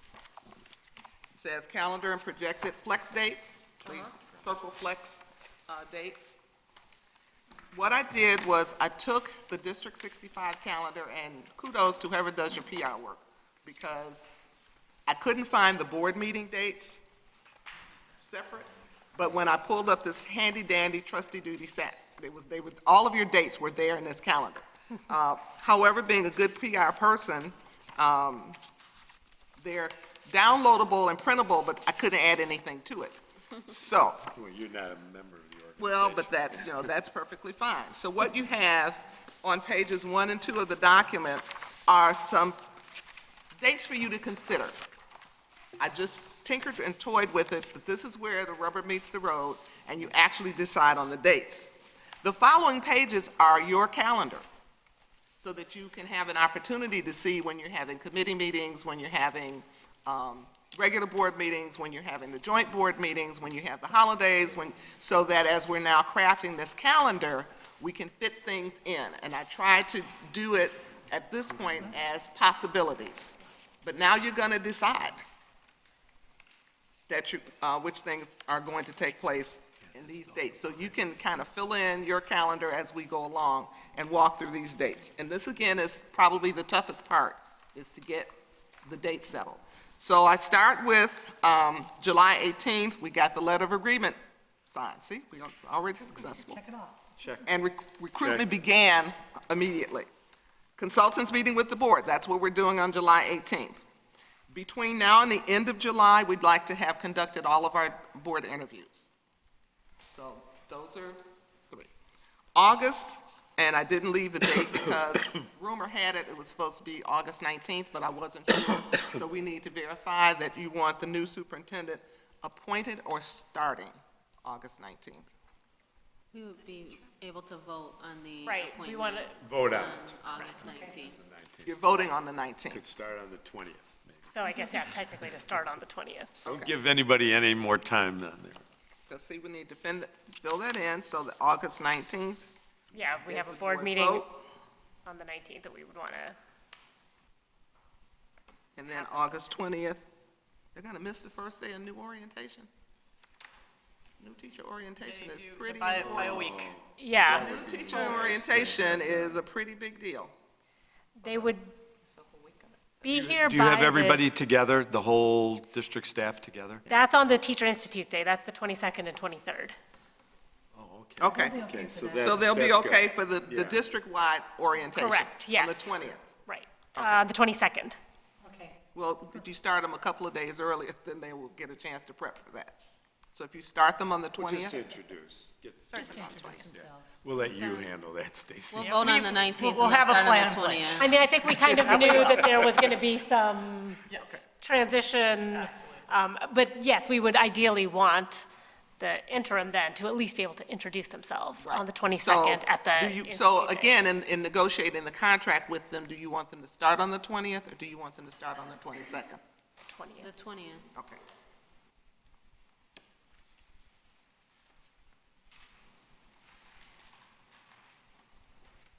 Okay. Advertising and recruitment, we talked about professional postings. I'd like to have that good and ready to go by August 11th. So that means all of the information and changes and stuff you want to make, On because the advertisement that we were just looking at? yeah. So you want that by August 11th? Yeah, but we need to have, we can post on the website the posting in and of itself, that information. Because we now want to talk about the application deadline, which we'll get to in just a minute. But the whole advertising process would occur beginning in July through October. So we'll, talk about when, because one of the things you want to do is stagger your publication, start your advertising for publications. You want to have maybe one that starts and you go 30 days, but in the middle of that, you start another one and they go another, 15 days. And so again, but we're going to start the official advertising and recruitment through the month of July through October. And again, we can change any of these dates. That's why it's flex dates. I identified August 11th as a possible day for extending, and it should really be the week of. It doesn't have to be that actual day, but the week of August 11th to extend community engagement invitations. So that means prior to that, you'll have had to identify who you're inviting. You'll have to identify what the location is. You'll have to identify, and you'll have to extend a letter of invitation to them to attend. I selected the week of August 11th because of the fact that you're starting new teacher orientation that week. So there'll already be activities going on in the district. So that becomes a part of that process. Does that make sense? Is that for the focus groups? Yes, this is the letter of invitation. invitation The to invitation. come to the focus groups. But you're suggesting that we do the focus groups during the week of August 11th? No. Look down a little bit further. Oh, Look at September 3rd through the 13th. Got it. Okay, Typically, so you we want to send out give the your focus invitations. groups at least 2 weeks, okay. a part of the invitation, so that you'll have, pretty much people will then attend if they've got 2 weeks' notice. If you go much beyond that, it gets a little iffy. So the expectation is during the week of August 11, at some point, you will extend an invitation. You'll need to determine whether you're going to do it by electronic communications, because I'm not sure how you already engage with communities, whether you'll send them an official letter. Typically, you identify the group and you ask them to send 1 or 2 representatives. And you can cluster groups. Concrete example, you can have the Ministerial Alliance and the Chamber of Commerce and somebody else. So, because you got, 3 sets of people here. Okay, but those 3 groups can be combined. You don't want to have more than 12 people for a focus group, but you can interchange the groups. So if you identify 20 groups, you can have a focus group that has 3 or 4 of those that have been identified as a group, as a part of one focus group. But in order to send invitations by August 11th, you have to determine what groups, where it's going to be, and create a schedule. Right. Typically, the focus groups are about 45 minutes, so you schedule them for an hour. Because there's always somebody that wants to talk in the end. You want to transition one group out and one group in. What about Go ahead. I was going to ask about one-on-one interviews that you mentioned. One-on-one interviews, if you determine you want to have more one-on-one interviews other than with the board, then again, we need to add that to the schedule and determine when you want to have those. but you need to decide whether you want those, and typically that comes up as a discussion of your focus group. But we try to keep the community engagement within a certain time frame, so that the community engagement activities are all going on during a specific window. So that's when those interviews would occur. That's one of the reasons we want to interview the board and kind of get you all out of the way. Go ahead. Oh, so I'm a little worried about the timeline being so close to the beginning of the school year and folks having a hard time focusing on it. Agreed. And potentially missing the opportunity or feeling like they were excluded from the opportunity because of the timing. And I don't want to slow us down. I just think No. that attendance at the meetings may be impacted by the beginning of the school year. I Yeah, have the we same can, concern. we can change that. Yeah. Again, my rationale in thinking of that is that by that point in time, we're all hyped about coming back to school. There are a lot of school-related activities that are going on at that time. And so in my thinking, I'm thinking you've already got this captive audience that's already engaged in what's happening in schools, and now this is a part of it. But again, this is a flex calendar. I started with the end in mind, which was, again, somewhere I heard that you were interested in identifying your new superintendent by January. So I started with the January board meeting and backed it up, and then tried to look at weeks in between. But this is definitely flexible. That makes sense. I just think we might need to push it a week. I beyond, agree. Because there's excitement, there's also exhaustion. There's also a lot of things on individual school calendars that aren't reflected on this calendar, so September, especially those first couple of weeks. I think that's going to be either way, and when you think about invitations, people aren't being invited to several of these, they're being invited to one, most likely. And like, if the second week of school is busy for parents, maybe we have groups who aren't necessarily parents of the community. You talk about a ministerial alliance, like maybe they get that second week of school where it's not necessarily a parent group that we're engaging. Except, remember, we're trying to do the focus groups all on one day. Right. This is I was not, gonna this is say, not a so- split, this is a day. Division of This labor. is, So these, right, these it's, dates are for the survey that I'm saying, 3 to 13. Yeah, the survey's over a period of time. right, but the actual focus group is selecting a day. Now, if you want to move it back, if you look at your September calendar, you could move it back to the 16th, the week of the 6th, one of those days during the week of. Remember, we're only selecting one day. And the surveys we try to have available during that same time frame. Again, so that your engagement activities are all occurring simultaneously.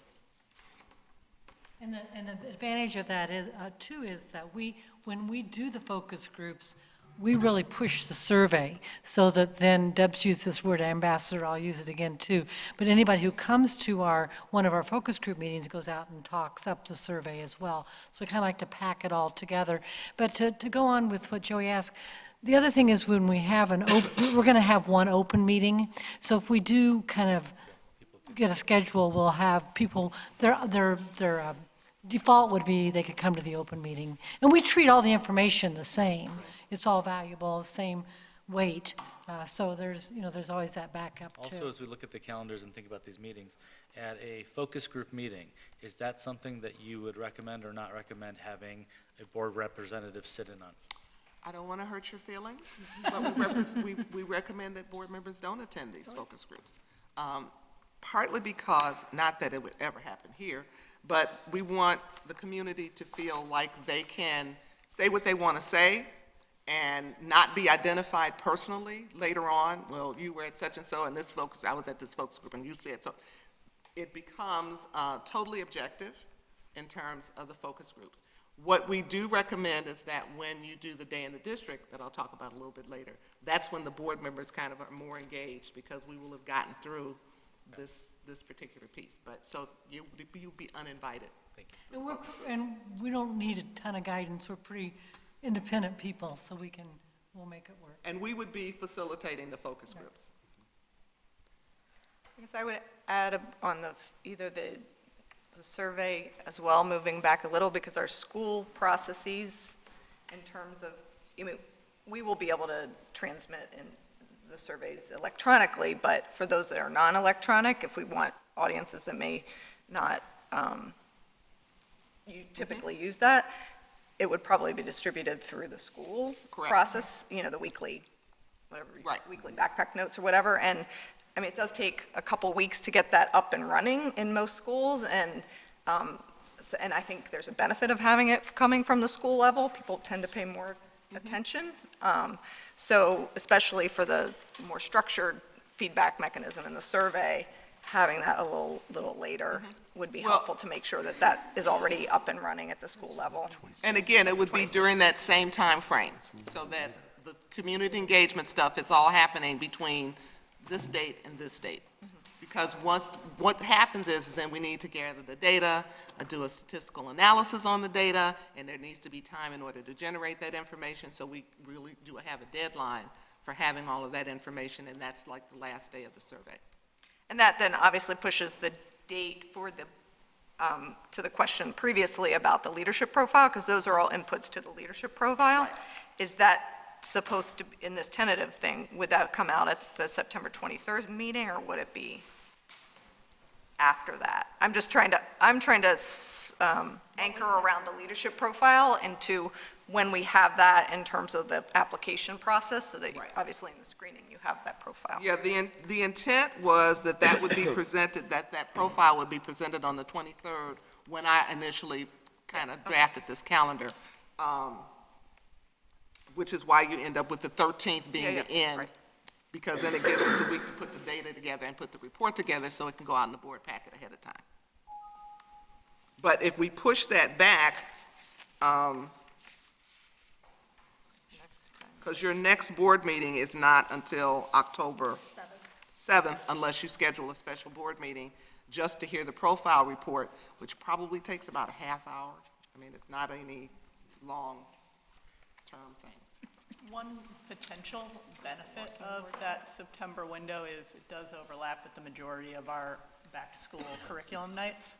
So there would be an opportunity to be able to connect with families about the survey, and an opportunity to be able to get greater awareness and access to technology to complete it as well at the schools. So you're saying if we kept it at the September 3rd? It is through one 13th. benefit, because the majority of those events are within that window. The other piece is that the focus group activities, with the exception of the evening, community-wide group, take place during the day. And so in terms of school activities that parents might be attending, those tend to be in the evening. And so again, in terms of the focus group pieces, that's why we want to give people 2 weeks' notice. That tends to be a daytime activity. There may be a couple early evening ones prior to the big public meeting in order to accommodate specific groups. And again, we'll need to put that together carefully as a calendar for planning purposes, but also in terms of then extending your invitation. You can't invite somebody when you don't have a time for them. So all of that scheduling of those focus groups needs to be done in order to send an invitation. Deborah, if I can just ask a question. I know we've talked community. Where is the opportunity for educators or administrators to Okay. have voice? Part one of the focus groups, and again, you'll determine how you want that structured.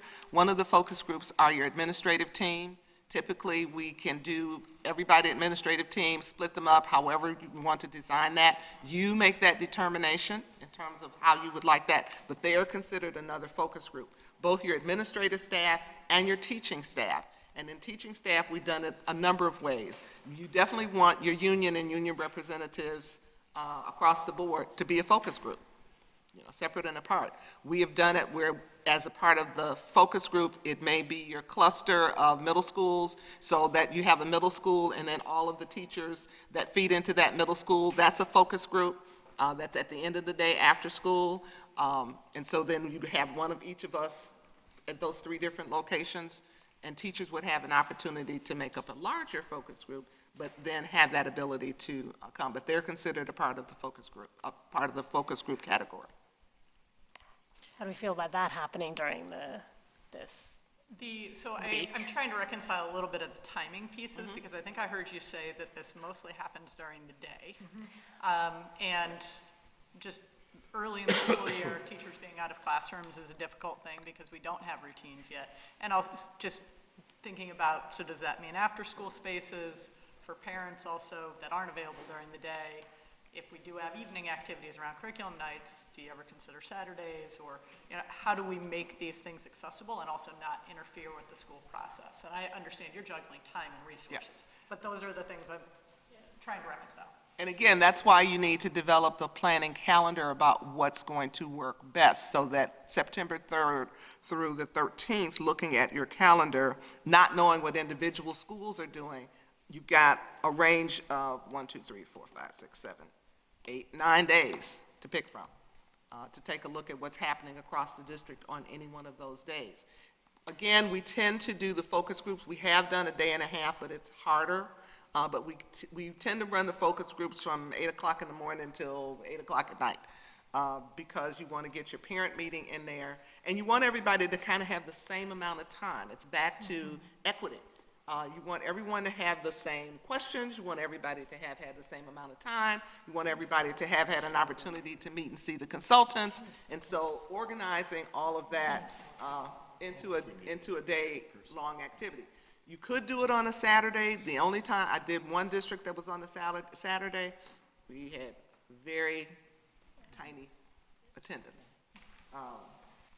So that's just something to consider in terms of when folks will be able to come out and participate. And then encouraging people to do the survey as well, because that's another way to provide feedback and input separate and apart from actually face-to-face. The other thing is, we've got, if it looks too tight, we've got another consultant or two that are very close by, that we could say, could you come over and help us from 10 to 11? And we could actually maybe run 4 groups at that time if need be, because Sheila's close with where she is now and everything. So we've got a little bit of flexibility on that too, as if we need to make the schedule work. Again, it works well in most districts. It's a little overwhelming going into it once we start putting it on paper and dividing people up. It usually falls into place, and then we can supplement if need be. I had a couple of thoughts. One is, I feel like this is where using relationships with influencers and gatekeepers of communities is helpful, and I'm wondering how we could engage them ahead of time and ask them what timing do you think you could get the greatest participation or the most enthusiastic participation within, in terms of dates, times of day, and perhaps we could get some other folks to help us think flexibly about this. Because I know daytime is really difficult for some folks, and they feel immediately excluded when anything is set during the day. So I think maybe we could use some relationships to ask folks what timing, location, et cetera, works well. And then if we look at how the racial equity impact assessment tool applies to this, I think, if we're going to create a leadership profile, we absolutely have to think about ways to include voices that typically have not in the past been included, and who are not typically included by, those go-to processes like interviews and surveys and focus groups. It may not be a place where that voice is captured. And so I think it's really important for us to figure out how to use the other relationships we have to open this up. And the other thing that I think is important that I've talked about before is when asking folks questions like, what would you like to see, right, in your school? I think that it's really important to provide a vision in some sense.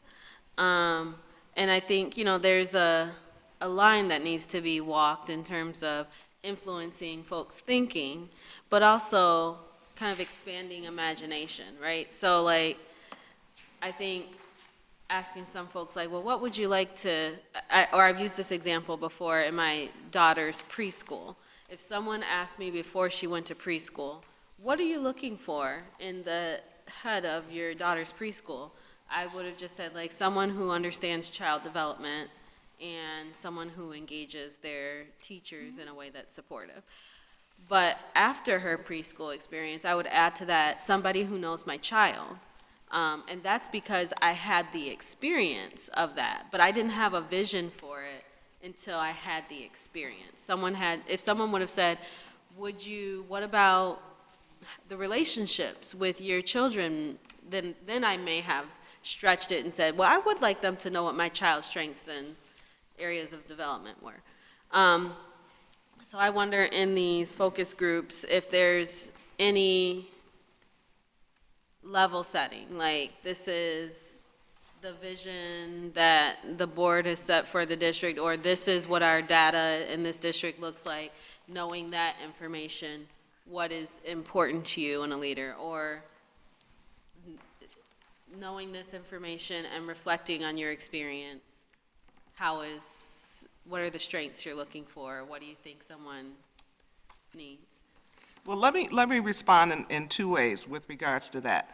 One of the things about having this discussion and having focus groups and having the surveys and having the interviews is you get an unimaginable amount of data. And again, when you look at an 80% level of consistency and agreement, then that's kind of what you're going with. When you talked about your example of what you would say if someone asked you about your child's your first two responses were right on. They were spot on. Someone else next to you might say, but I want somebody also that knows about my kid. And then you'll have somebody else over there that has that same expectation. And so when ultimately the entire report unfolds, people that have that as an important area in consideration, that rises to the top. And so you're not trying to get people to provide everything, but the things that are most important to them, and then recognizing that becomes a collective pool. That becomes collective information.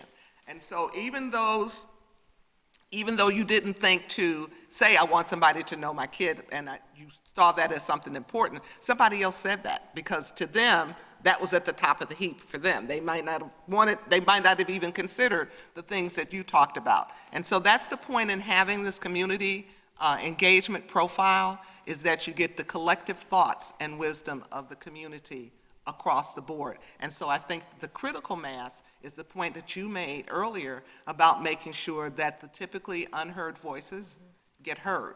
Because I believe that people have their own ideas and their thoughts and their opinions about the new superintendent and what they would like to see them do based on their own personal experiences. And our experiences will be different. When I went to District 31, my goal was to make sure that everybody in the district knew who the superintendent was. That was a goal that I had, because when I was in District 65, everybody in the district knew who the assistant superintendent of curriculum instruction was. So it's, again, putting those pieces together collectively and not looking at it as an individual dialogue. So the important part is to get people to contribute to the discussion and to present their ideas and their information, and out of that comes this sort of collective pool. So I hope that reassures you that all of the data will be listed and indicated, but the data that's highlighted will be that's the collective wisdom of the community. And I think then it becomes on us to make sure that we're identifying the groups and individuals that we want you to talk to. And That's when we where do- I was when we thinking do the that, 101. when we report back to you, we don't report the names of any individuals. We say, we met with the business people, the Chamber of Commerce, and the police and fire department, as city officials. Here's what that collective group had to say about what are the strengths, what are the challenges, what characteristics, and what other information the board needs to consider. For example, does the person have to have a doctorate? There's a lot of different discussion about how important that is, but everybody has an opportunity to present that as one of their questions, concerns, or considerations. And then you look to see across the board, how consistent is that, at an 80% level? Right. And, yeah, I don't disagree with that, and I appreciate you highlighting the importance of which stakeholders we're reaching and what that critical mass looks like. Because I think part of the historical challenge that we've had is that critical mass has not been a racially and economically diverse group of influencers, right? And then we suppose that that represents community voice, when really it's excluding certain community voice, even though there may be a critical mass of understanding or agreements within this homogeneous group that's been consulted. So I think that what's going to be important is how well we ensure that that is a rich and diverse group of voices. And I think the other thing, when I shared that early childhood experience, part of, I think, my not having a broader vision for what I would want and hope for my child has been the racialized experiences that I have had, that I did not have an experience of feeling like education institutions saw me and knew me and identified my strengths and reported them back accurately to me, to my family, et cetera. So when I got that from my daughter, I was like, wow, this is great. I didn't know it existed, right? And so I think that we have to racialize the feedback that we're getting too, right? We might have folks who are maybe not being as expansive, and they're not dreaming their dreamiest of dreams when they're talking about what they'd like in a superintendent, potentially because they haven't had it yet. And that's what I mean by, like, how do we set a vision or encourage people to really, like, go big on this, think big, think broad, dig down in your heart. Let's hear what if you could dream what this district does for you and your family, this is the moment to do it, so that we can really have a aspirational profile. Right. And that's the goal, and that's why I said we don't want anyone to walk away saying that they didn't know about it, that they didn't know where their lane was in terms of this, that they didn't know how to access that. That goes back out to the communication strategies, multiple communication strategies, the continued follow-up, the continued putting this in everybody's face all the time, the continuing looking for other ways to engage people. But again, from a realistic standpoint, you can take a horse to water, you can salt the oats, you can put a bucket over their head. If you've made all of those attempts, then you can still take that information and it be valuable. And I think based on some of the discussions we're hearing from you, the three of us will be the facilitators. So I think we can kind of agree upon some lead-in statements that we can make. Yeah, to tease that out a little bit. So we'll have some discussions, and of course Deb knows the district well, but we'll have some discussions, the three of us, on how to get the best information we can to get to some of those things. I think we can do that. And I think we could- hope that folks can push us to dream bigger too, like dream big and think big and step. That's always a challenge too, isn't it? Because we know our own environment, yeah. Collectively, as to, excuse me, collectively, it's 7 of you. So you may all have different perspectives here, and that's going to all come together in the end when you, I don't want to use the word compromise, when you come up with, okay, this person really checks off a lot of boxes for me. I'm good with this person. And you say that same thing, and you say that same thing. That's when you get to that consensus part. That's a tough part at the end. But what will happen is in that profile report, you'll see what everybody had to say. That's the way I design and put my report together, is that you'll see what everybody had to say, but you'll also see what the composite looks like. So what I found is that people look and say, oh, I remember saying that. No name is attributed to it, but that's the language I used. I remember speaking that. So we have to have a little faith and a little trust in the community as well. But we got to push them in order to have that happen. And I'm going to push you in order to get through this calendar.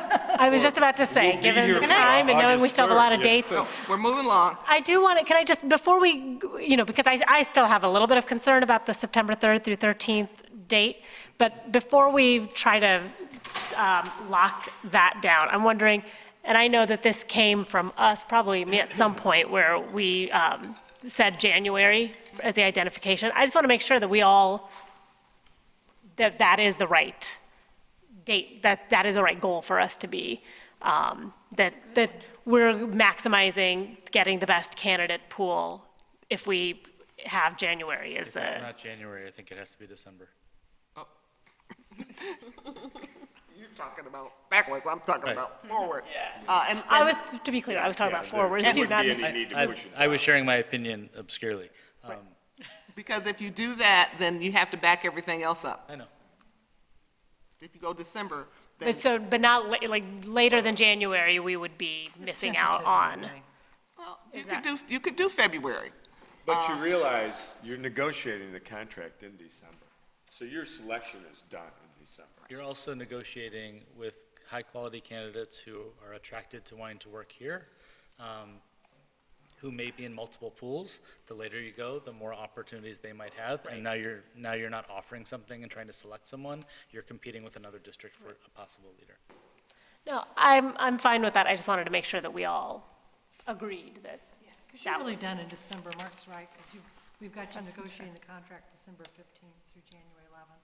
So I just have one suggestion on how, to Anya's point about being more flexible, if we could move some of the one-on-one interviews up with influencers earlier, like now-ish, or before August 11th, when we put out these invitations, then that might help us think more robustly about groups that we, getting representation from groups and how we should structure that day or day and a half of focus groups.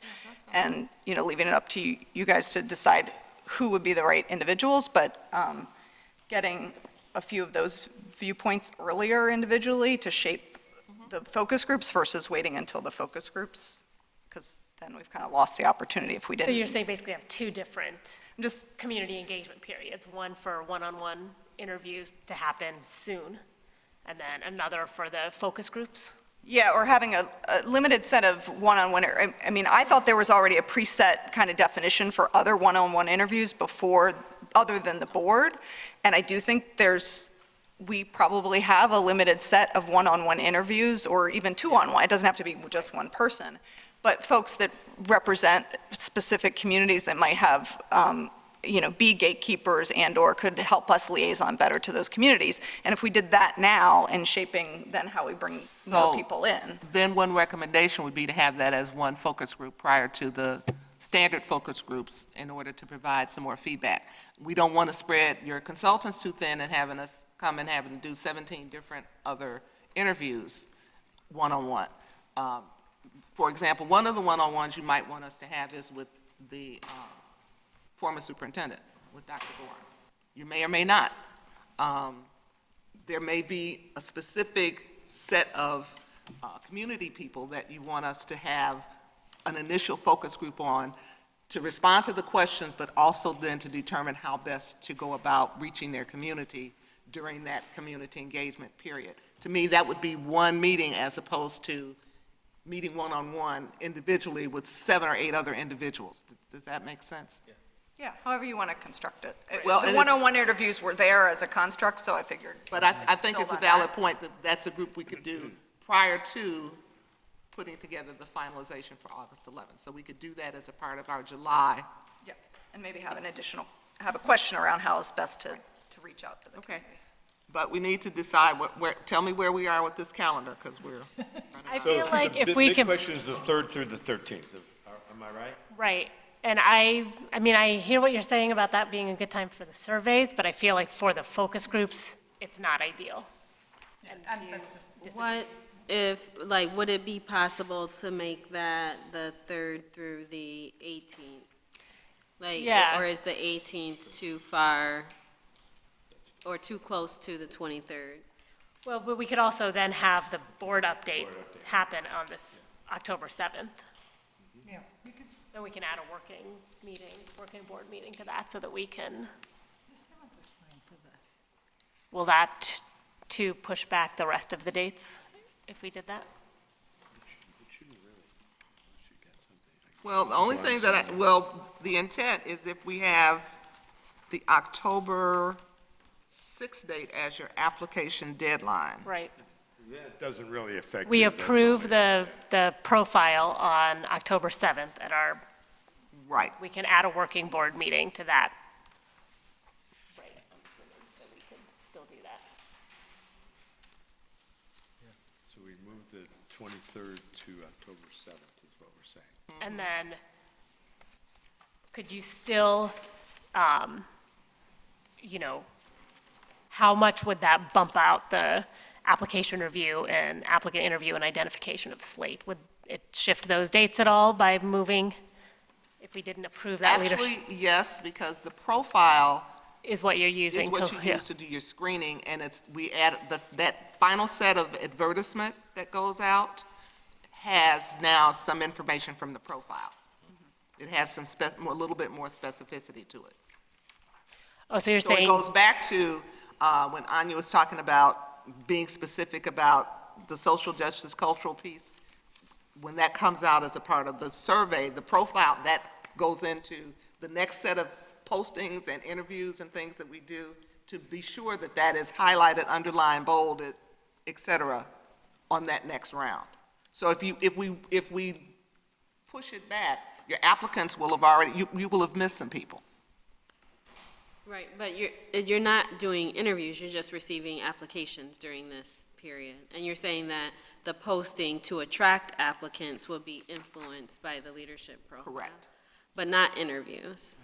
The interviews, The applicant pool? the interviews will be incorporated in terms of that, in terms of our questions, in terms of that component. But and- actually giving in print the information, you want to do that prior to your October 6th deadline. I guess that's what I'm saying. So if the focus groups went until the 18th, they wouldn't be able to necessarily turn around a Right. profile test by the 23rd, though, right, assuming because you then need we more would need to time have it posted. Right. to compile Either way, everything. You're asking for just one day for focus groups, right? Correct. So regardless of whether or not we extend it, we still have to determine that one day to offer focus groups. Right, but the question is, do we want to offer that focus group during the first 2 weeks of school essentially? Or do we So- want to be able to extend it out into maybe that third week when it might be, and I don't know, maybe that third week, it doesn't make that enough of a difference to try to, Yeah, because if you did it earlier in the week, if you did it the 16th or the 17th, then we could still work on getting that report to you for the 23rd. I think having those options of the 16th or 17th would be good. I think maybe once we have these one-on-one or this other influencer focus group, that they could give some feedback But we have to around pick- that. We have to pick a date now, right? Right, I We have need for to you to pick pick a the date now, date. because we need to make sure that your consultants are available on that I date. can do the 17th. Well, it's a range of dates, there's not. no, they're need to saying pick that one one day. day. So we need to pick That the they'd be one like day 8 right now. AM to 8 PM. This is always they the would be hardest available. part. That's what I said, this is the Okay, challenge. well, then I would like the 16th or the 17th, if that's doable for you all. Anybody else? Either of those. Yeah, further out does seem a little bit more 16th or comfortable. Now, remember, this date is not for you guys. Right. No, understood. Oh, I we're think what not- we're I'm not saying is speaking if from we're my trying to get the Right. most people, And I- to capture people to come, Right. we're just worried about, especially like, Okay. educators who are going to, the first. Okay. And I'm We can also have a thinking, school we, just- we definitely want folks who have small children, and for folks who are adjusting themselves to a preschool period, that's maybe their very first time dealing with school, having been through it recently myself, it's a little overwhelming, and they may need a little more time to get a hold of their daily routines and schedules to fit something new into it, and I think the early childhood perspective is going to be really important. So that's the other thing that's in my mind in terms of that window. I think pushing it a little bit Okay, will help. so let me now pose this question, because again, the intent was to have the survey deadline on the 13th. So are we now saying that the intent was to have the focus groups kind of kick off the surveys, Oh, okay?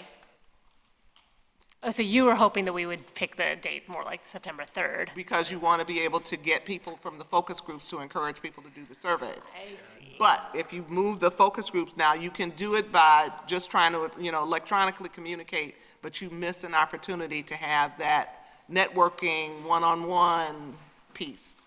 But that may be what we have to do, so If we that's do fine. the gatekeeper influencer type focus group. We're going to try to do and that. Then that group of folks could certainly be made aware of the survey window and be promoting the survey. Yeah, that's what I'm saying, that the survey promotion will have to take place outside of it, separate and apart from the focus groups, because the survey should have ended by That'll then. work too. And I think those partners that come into the small group will be good partners and advocates for the survey when we share it with them anyway. Except the intent, well, for the first focus group, Not the first one, but even later, like if you. but the intent is that those surveys will have been done by then. Because in order to Right. get it analyzed and get the data back, to give it to you on the 23rd. So how much time do you need to analyze it to get it back? Like 2 weeks, more? Probably more like a week, week and a half. That's, again, if you'll notice, the intent was that the surveys would be Right. finished on the 13th. Got it. That gives us through the next week to get it together to be a part of the report. What about September 9th or 10th? That too early? To finish up the surveys? No, to do the focus groups, To do the focus groups. I think maybe towards the end of the week is easier than the start of the week. like the 12th? Yeah, and I think also we determine the focus groups, and Right. the focus groups aren't all made up of parents. I would hope we Correct. would engage the city of Evanston in helping us reach out to Yeah. our non-children having households. So I think the 12th, the Thursday or the 13th. I think Not the a 12th Friday, is better the than a 12th. Friday. Yeah. Yeah, Fridays Friday are, would- Fridays Friday the are, 13th. Fridays are killers. Oh, and Friday the 13th especially, no. Yeah, I think the 12th would be better in that case. I think we just have to make sure that That's we still are. just one day to promote the survey. Exactly. Yeah, that doesn't make That's the sense, yeah. See, I see what Dr. Hill's trying to say is that, again, and I really see it critical, like we could do it on September 3rd, do the focus groups, and then have those influencers in one of those focus groups, or all of those focus groups, and then find out a way to design those focus groups to also be like this, give a charge to the folks that are part of those focus groups to help promote the survey, I think is where we're trying to get at. And that way, that gives us, what is it, it's 8 days for the survey to go out and these folks to go out to communicate to folks across the community to be able to get that survey to us by September 13th. So, I mean, I think the earlier that we can do those focus groups with those influencers, the better, because again, that kind of sets off, it's like almost like a launching of the ship in regards to promoting the superintendent search across the community. So I think it's, Well, I think the influencer focus group, we had talked about that happening like near In the now, next- yeah, right? Like, yeah, Next couple of weeks. so okay. that should be time But whatever for they, them to promote the survey if they know of the survey window. right. And then, but we would include, as a part of that community engagement days, what they're suggesting as an outreach to those other communities. Yes. That would all be a part of that window. And honestly, I think we check with Deb on this, but if we do the focus groups on the 12th, we can extend that survey a couple of days without really interfering with our set timeline. Don't you think, Deb? Yeah. We can get it to the end of the weekend. So if we have our final push for the survey on the 12th and then keep it open 2 more days, I think we'll see what we get, but, hopefully you'll pick up a few more by that final push in the focus group day. And those influencers will hopefully have a significant impact on making sure focus groups are attended whatever date we decide Right. on. Right. I think we have, Be telling them in those one-on-one interviews. Yeah. The Or- 12th is the day that we're going to do the focus group, so you need to Right. make sure that you're promoting that to people, or to whoever we're inviting. And the That we're inviting surveys people. that will be both online and will be hard Right. copies. So there's multiple strategy for doing that. Okay. So can we go with the focus groups then being on September 12th? I think that, I'm just looking again, to it Stacy's doesn't like affect three- your calendars. Are you okay with us doing it? Oh, yeah, no, I mean, I think my concern is, are we going to get, I'm looking at our. We have to President's remember. Teachers Union. Will we get let's- educators who are? Let's try and look at the be big able to- picture here. We cannot get every single person in Evanston. No, that's So right. we make the greatest effort we possibly can. There is a huge effort going into this. We're having multiple venues, we're having multiple ways of responding, survey, in person, pick up on paper. Are we covering all the bases? I think that's the real key. How we can get people out, that's going to be conversations, going to be relying on the press and sending things out through our email notifications. What most communities do, they use those vehicles. If we've given everything we have, we should feel very comfortable about that, because we won't get everyone. So if we get a nice representation, we'll be able to take that and make some decisions based Well, on and that. the 12th, the focus group is by invitation only, essentially, right? We are deciding Except who for the to. community meeting. The open meeting. The open meeting is open to anybody in the community. That's That would be also the would be evening- happening. That's the evening of the 12th. Yeah. Okay. Sort of like the. So I just want to highlight that I think the pushback about the date is not oriented towards whether or not we as a board are comfortable. Yeah. I think it's about our role in speaking to the inclusiveness of our process. And I don't think we want to give like a strong stamp of approval around a date that ultimately folks may say makes them feel excluded or left out. And so I think that's the discussion at hand. So I guess the question becomes, is there a bigger because you're trying to do it at the end of, after school having started? Because essentially you will have been in school for 3 weeks. That'll be the third week of school, yeah. Right. That'll be the end of the third week. Yeah. And so my question to you is, So there's a I'm difference? more comfortable with the 12th, much more comfortable with the 12th than the 3rd. Okay, and that's. I also understand that doing it on the 16th was too far out. And so I think that the 12th is a good Can I just ask, compromise though- personally, but When are curriculum nights usually? So. Which week of school? The curriculum nights do range the week of the 3rd as well as the week of the 9th. And I don't have my calendar exactly in front of me, Yeah. but those 2 weeks in September. So there The could be a 12th curriculum is night on the 12th. The 12th is a day that we do not have an after-school meeting for staff, so that is. That's good. A Thursday, so that is an open space that would be available for folks. Oh, so that makes it good then. Okay. And what we can do is we can see if schools have locked their dates yet. If they are not fully locked, we could ask them to stay off the 12th. Okay. if at all Okay. That would be Okay, great. so yeah, if we can do that, then that would be ideal. Okay, so let's, Cindy, the other thing I always say, and I'm not committing my two partners here, but if you've got that one person or that somebody that calls and just says, I absolutely can't do this, I'll call them on the phone. So, I mean, it's just another half hour, and it's more important to me to have that one person included if it's important to you than it is to leave them Okay, out. I appreciate So, that. I think, yeah, There's we're- always a way to make this work. right. All right. Yeah, thank you for that. Okay, so we will go with the 12th then. We'll when end do this- you need- We'll end the survey on the 15th. That'll give people a couple of extra days after the 12th. We will do the profile presentation then on the 23rd.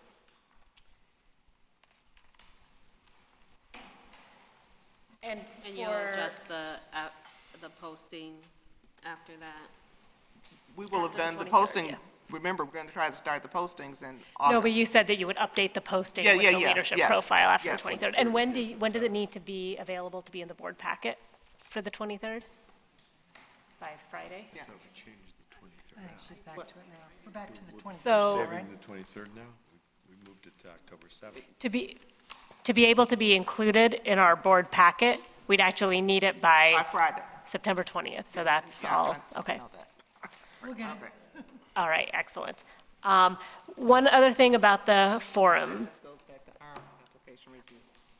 Okay. will we be able to, and maybe we provide that, at least one of the, and this will maybe come when we figure out who is being invited or whatever, but having Spanish interpretation at least at the community, the open part of it, but, yeah. But maybe even one of the focus groups, Yeah, maybe will yeah. need to be conducted in Spanish. We'll have to see once we figure that out, but that's, Yep. okay, Yes, absolutely. okay. And then you also will want to determine whether you want the surveys done in Spanish or any other languages. I think certainly in Spanish. In English we'll need, and then I don't know what if we feel like we need other. And then a part of that process, again, is to look at the survey sample that we sent and determine whether those questions and the statistical data that we're collecting is what you want, because again, that's something that we need to design to have ready for the September date. We will still start to advertise and kick off the survey on September 3rd. So when do you need the survey finalized, if we're opening up the window on the 3rd? Probably when you're sending us the finalization for the focus groups. So the September For that August 11th? Yeah. Okay, application deadline. Okay, Goes can I have back. one more question? Because we were just talking about doing like initial influencer interviews. When do you need that? You need to determine what date you want us, you'll select who the group is, and if you select the date, even if my colleagues aren't available, I'm here and can do that between Okay. now and the end of July, Okay, over the next 2 weeks. okay. This one person Yeah, I think for an hour, If we can, we'll join you, but. Okay, for an hour, okay. okay? So Okay. you can, Yeah, you know, have give to me a couple cover of the date, data. you know, a couple options, here's the size of the group, here's where you're gonna be, done, Okay. okay? Are you comfortable with October 6th as the application deadline? I looked at it, it's Yes. about 45 days, so that's a month and a half. That gives us plenty of time to advertise. And then that last part of that is when we'll update the profile, add the profile piece. BWP, then we will do our application review between the 7th and the 9th, and essentially the process that we use is that we all look at the applicants individually, and we kind of rank them in terms of who we'd be interested in having to go to the next step, which would be an interview. Then we collectively meet, and we winnow that group down to about, what do you do, about 10 or 12 people that we think meets the profile at about an 80% level. And then we set up interviews with those people. And from my standpoint, in order to make it fair for all, we do those interviews via Zoom. So they have that way, the people who live out of the state have the same opportunity as the people who may be applying from in-state. And that's worked very well for us. Then we would be, so during that week, October 13th through the 19th, we will be conducting our interviews and identifying the slate. Okay? On your October 28th, the 21st, you have the joint board meeting. So while we would be ready on the 21st, I was thinking the 28th, where you would have a special board meeting that you can devote to the slate and the applicants, and not trying to push that in with your joint meeting. It's also the week of parent-teacher conferences the week before, and again, you don't want to be in conflict with something that's already on your calendar to do. So the suggestion would be that on October 28th is when we would present the final report, the candidate slates, you would approve the slate, either, yeah, bring them all in, or we don't think we want you to bring in this person, or whatever. And then we would also do the protocol training in terms of the process and following up with, So so this is a closed meeting then, if we're looking at the candidates? yes. Okay, That's the first time we really need to be closed. okay. Well, besides the interim names, but. Okay. Then, again, looking at the week of November,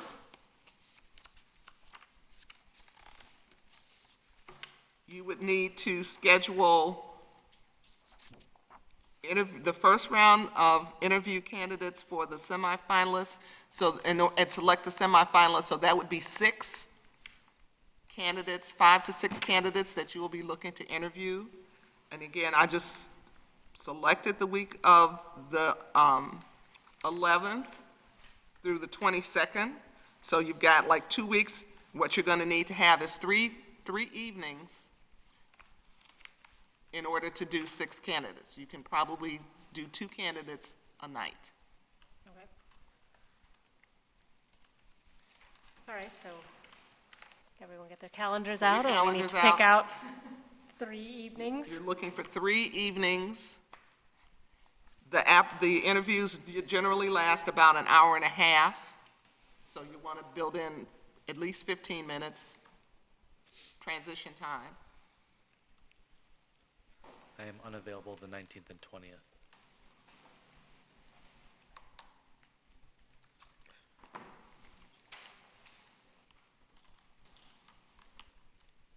Otherwise, I'm good. And I was trying to get you to have this done before Thanksgiving recess. Right. Thank you. Does anybody else have any, Those dates work for me, the 19th. and no, 20th. he's saying not the 19th. Not the or 20th. 19th or the 20th. Anybody else have restrictions? Have any of those?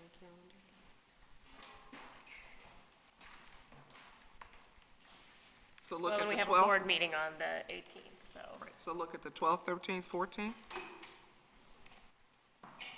Does that work for everybody? So we'll have 3 candidates, 1 each night over 3 nights? No, 2 Two a night. candidates candidates. each night, Each night, over 3 sorry. nights. Got it, 6. So you're doing the 12th, 13th, and 14th. Does that work for everyone? That works for me. What time would we be trying to start? That would be evenings, you said, right? Yep.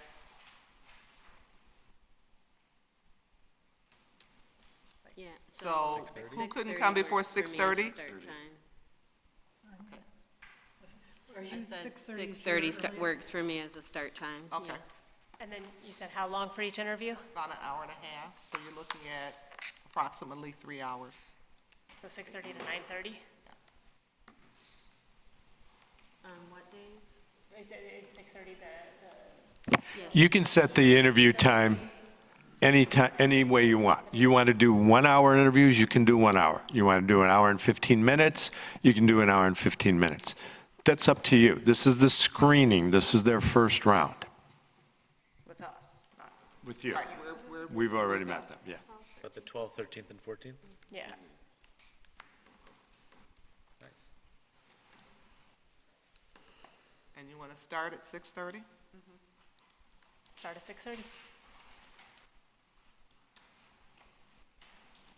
We will establish those interviews for you. We'll schedule them with the candidates for you, so we'll just let you know. And then, again, as Mark says, you can determine whether you want an hour and 15 minutes, but you need to leave at least 15 minutes transition time.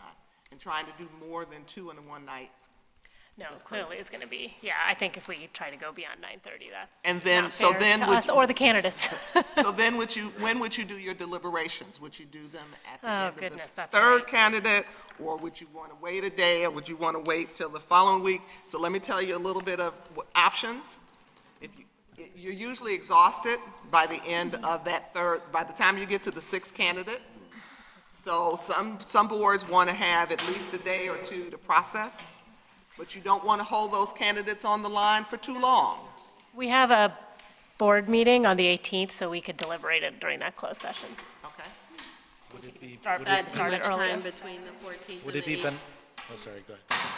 Is that too much time between the 14th and the 18th, or was Just that? as long as we know, to be able to let the candidates know that this is when this is going to occur. Because remember now, they're waiting to see if they're moving to the next level. Right. Can we, at the end of each night, can we at least consider whether or not, like, if we meet somebody that we know we don't want to meet again, can we at least do that at the end of each night? I would suggest no. Okay. And again, you don't want to appear to have biased opinions about any of the candidates until you've seen them all. Yeah, I was going to say, I And think we need to so, see everybody. Back to that confidentiality, you go through it, we'll talk about, at some point, you'll have questions and all of that, and you need to let it percolate internally, and not have any discussion or conversations about the candidates until you can do it all at one time. Is it standard practice or typical practice to have a rubric or something that I will be everyone providing- uses? What will happen when we present the final report, when we present the slate of candidates, you'll see on the agenda, it talks about then we do a training. And as a part of that training, we help you determine how you're going to, we'll tell you what materials and information and stuff you'll have. You'll talk about what questions and design your own questions. We'll have some sample ones, but we'll also talk about the process for making that determination, and we'll give you some sample rubrics that you could then use. And then you can decide, yeah, this works for me. We usually have a couple of possibilities for decision-making that we share with you. You could use a fist of 5, or however, if you already don't have a system for determining unanimous, and I'm going to push, I don't know about my colleagues, but I'm pushing unanimous vote. When you don't do a unanimous vote for your semifinalists and for your finalists, it creates all kinds of issues. And so helping you determine what instrument you're going to use or what process you're going to use will be a part of that training. Okay, so the 12th, 13th, 14th interviews, the 18th deliberations in closed session? And I think we'd have to start closed session early that night. What is the earliest that people could, usually we start at 6, could we start at 5? Yeah, I think 5 is. Okay. Okay? On the 28th? On the The 18th, 18th. because we already have a board meeting scheduled on the 18th, Right, so we're sorry, saying we would yeah. do. Okay, so once you have selected your semifinalists, your 2 or 3, typically 3 candidates, then the board president typically notifies them, and then we do a follow-up to then set the day in the district. One of the things that we tell them in the interviews, again, is kind of the schedule, so that they will have a heads up that if you get invited back, you may be invited back for the 12th, the 13th, or the 14th. So we give them an option to let us know what is the best day for them before we schedule it. The same thing is true that if you go to the next level, these will be the days available for you to visit the district. Which one works for you, first choice, second choice, and we'll set that up, okay? So when you get to that, the next part is the day in the district where your 3 finalists come in for a day. Typically, they visit schools, they meet with the administrators, what we've done is collapse then some of the focus groups initially, the groups that met in September, we invite them back. Those same focus group people, because they've, been a part of the process, and have them one set on one day, they meet with one candidate, another set on the second day, they meet with another candidate, another set on the third day, they meet with the third candidate, and then at the end of each of those days, you have an opportunity for community, again, forum, for them to come and meet that one candidate. The board typically then serves as host or hostess. You can split it and have 2 people, one do an AM and PM for one do an AM and PM for the next, one do an AM, PM for the third, or one board member does one day, another one does it the second day, another one does it the third day. But those are the dates that you'll need to now set. And again, December 1st through December 13th. I tried to take into consideration the weather. So one of the things that we, but one of the things you want to then present is an alternate day in the district in case we never close schools if we can help it. So if we're talking about doing a school visit, Yes. we we're can't do talking the about 11th day in because the that's district, early. which will include the community engagement, the focus groups. Your second round interviews will be that evening. We'll be in the evening. So we all have to be available.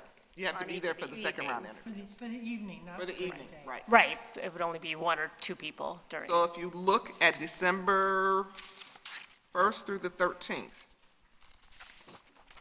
So I think we have to put December 11th out because that's a early release day. So I don't think we can, that's Right. not going to be a good day for anybody to visit. well, not for visiting schools. Yeah, Mark is saying you could do it on, Could do it, but maybe there are better ones. To keep the flow, could- but, yeah. and typically you try to do 3 days in a row, or you may Yeah, have to so- skip a day, but you try to get them all done around the same time period. So And again, they would visit different schools, so that minimizes disruption. Focus groups will be different, so that minimizes disruption as well.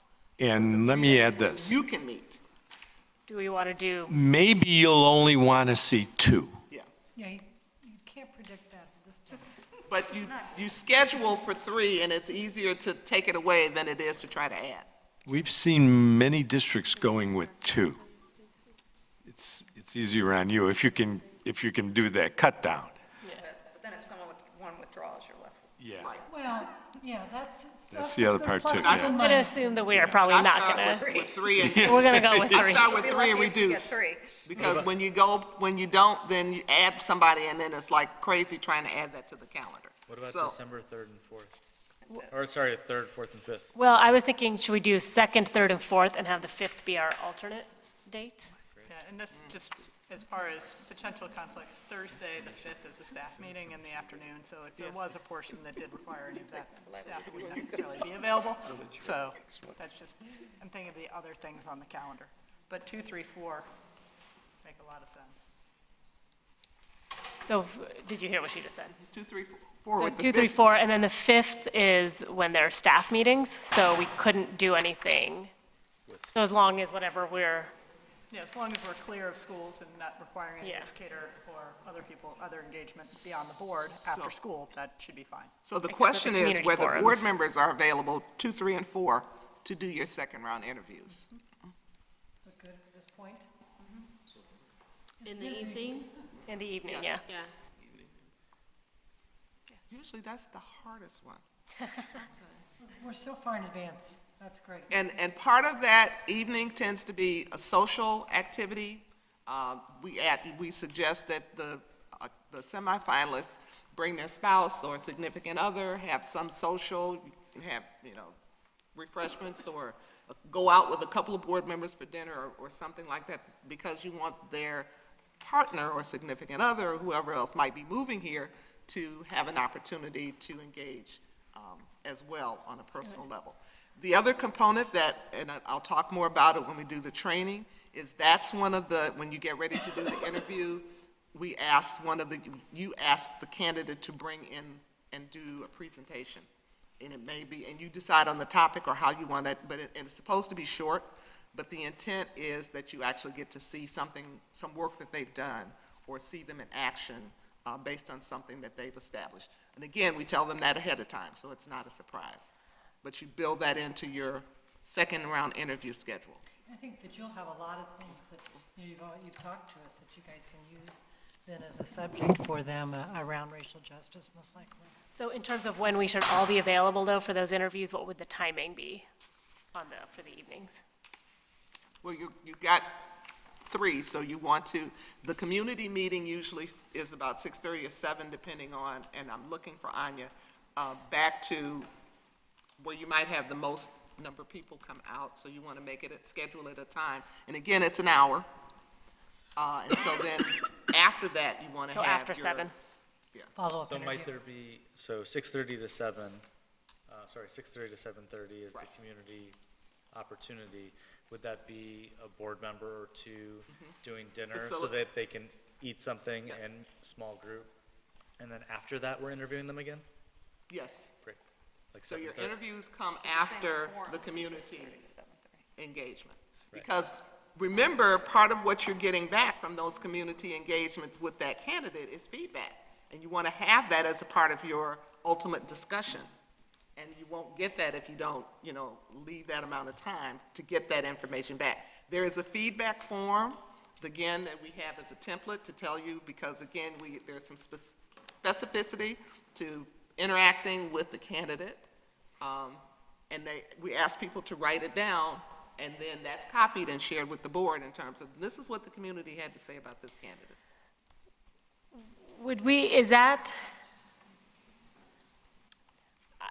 So when we went through this process last time, we had basically 2 different public forum opportunities. One was specifically for educators and staff members, and then one was for general community. The one for educators was right after school, basically, to encourage people to come. Is that, Remember, that will take place as a part of your focus groups on the day of the day in the district, prior to. So your administration and your teachers, whether it's the teacher reps or whether it's, So that'll take place like right that'll after take place- school, right. basically? And you've got 3 different windows. Everybody's not trying to come to everything. And so that spreads that out in terms of getting that feedback on that one candidate. On those given December days. Right, Okay. exactly. We would have, I think, at least one potential conflict on that first Tuesday. I think that's the DEC executive meeting. And those- Oh, is that right? Is that deck board meeting? But. I'll figure it. I was going to say, but you can work around deck and work with that Okay. particular, We've got agreement to work with around that that. particular piece, yeah. Thank you. Okay. And so then how long will the second round interviews? Second round interviews are generally, again, about an hour, because now you're going to ask more in-depth follow-up stuff, and you also want to have the 15 minutes of presentation part. So 7:30 to 8:30? Yeah. And then you need to decide, I was going to say, then when do we deliberate? that was the next question, what is going to be your deliberation time? You have a board meeting scheduled on the 9th. It says Finance Committee and Working Board meeting. I'm But going to you guess may we don't wanna- want to wait if we're finishing up on Wednesday. I'm Right. going to guess we don't want to wait until Monday to. Or do you want to do it at another night, do Thursday? I mean, that's your choice. I would Typically, opt this for- deliberation takes a little bit longer because you're down to the wire. Or we just say we stay later on Wednesday You can do that too. and deliberate after that. Well, that's gonna be the end of a long 3 days, though, of potentially hosting the Yeah. day in the district and the community forums and the interviews. I'm just saying, it may be a little exhausted come that Wednesday. It will absolutely be. I was just going to say, having, It's absolutely going to can't be a long back day. this up. Yeah. It'll be an exhausting Yeah. week for sure. So perhaps we can, On Thursday? I mean, now we could say that we're gonna deliberate Wednesday Yeah, and then when evening. that comes up, and you look at, what did I schedule myself into all these things? So should we say Thursday? I'd prefer to wait till Thursday. I just recall, having things to sit even for 12 hours so that you can digest and kind of take a step back from whomever you saw last and kind of think Yeah, around review about the your notes rubric. and all of that stuff. And yet Could it we may say come, we're and gonna it may come deliberate that on night too. Thursday You and just then give never know. ourselves the closed session on the 9th as well, if we don't, As a fallback. yeah. Correct, yeah. I think we can do that. So what time would we want that deliberation meeting on I Thursday? wouldn't be able to read this. 6:30. Does that work for? Okay. Okay. All right, and then the final piece is the contract negotiations, because after you select the finalists, again, the board president would notify the individual, and notify your team, and then we would notify the non-winners, the people. We get to make those phone We calls. get to make those, gee, I'm so Unless you sorry. like doing that. Phone calls. I was gonna say, I'm perfectly, Oh, it doesn't I'll make leave your that one to day. the experts. But then you have your contract negotiations, and I kind of extended them out from whenever you've done your deliberations. It depends. There's sometimes pretty much a set contract. One of the things that we do is we ask your semifinalists to kind of submit a contract wish list, and that we share with you to keep as a part of your contract discussions. Mark may come and help you if you have I questions. will. On the contract part, I contract will, piece, that's not my strength, We but, don't want you to run up, is your attorney here? No. We don't want you to run up a legal fee bill like, really, because it's a pretty. Mark's done it a lot, yeah. so, He can get you going too. we'll just, provide you with some feedback and input and some options and some what-ifs, but one of the bases of that is already asking people what they're looking for in terms of the contract, and that becomes a part of the discussion. They may or may not get it, but at least you'll know where they're coming from as well. And again, all the way through. That's good. So that in your January meeting, January 13th, you can announce Formal Yeah, vote. your formal vote and your announcement, and then at some point, you might want to include what the transition activities will be. This person will be in the district from this day to this day, you know, or they're not really coming in at all until April, but you'll need to decide on what that transition looks like. Okay. Again, it's back to sharing with the community what the plan is, and then recommending that there's some kind of community reception within a couple of weeks, so that they can get to meet the new superintendent, however you want to structure that. You want to do a press release that night. I mean, we're giving you a lot of information that we'll remind you about too as we go on, but I was just gonna say, I don't know we want that it done right. we want to take all the way until January 11th, because we would probably want to get a press release together. And if we're voting, what? Yeah, I mean, I think it just is going to depend on how. Yeah, but you know. don't want to announce until your contract is settled.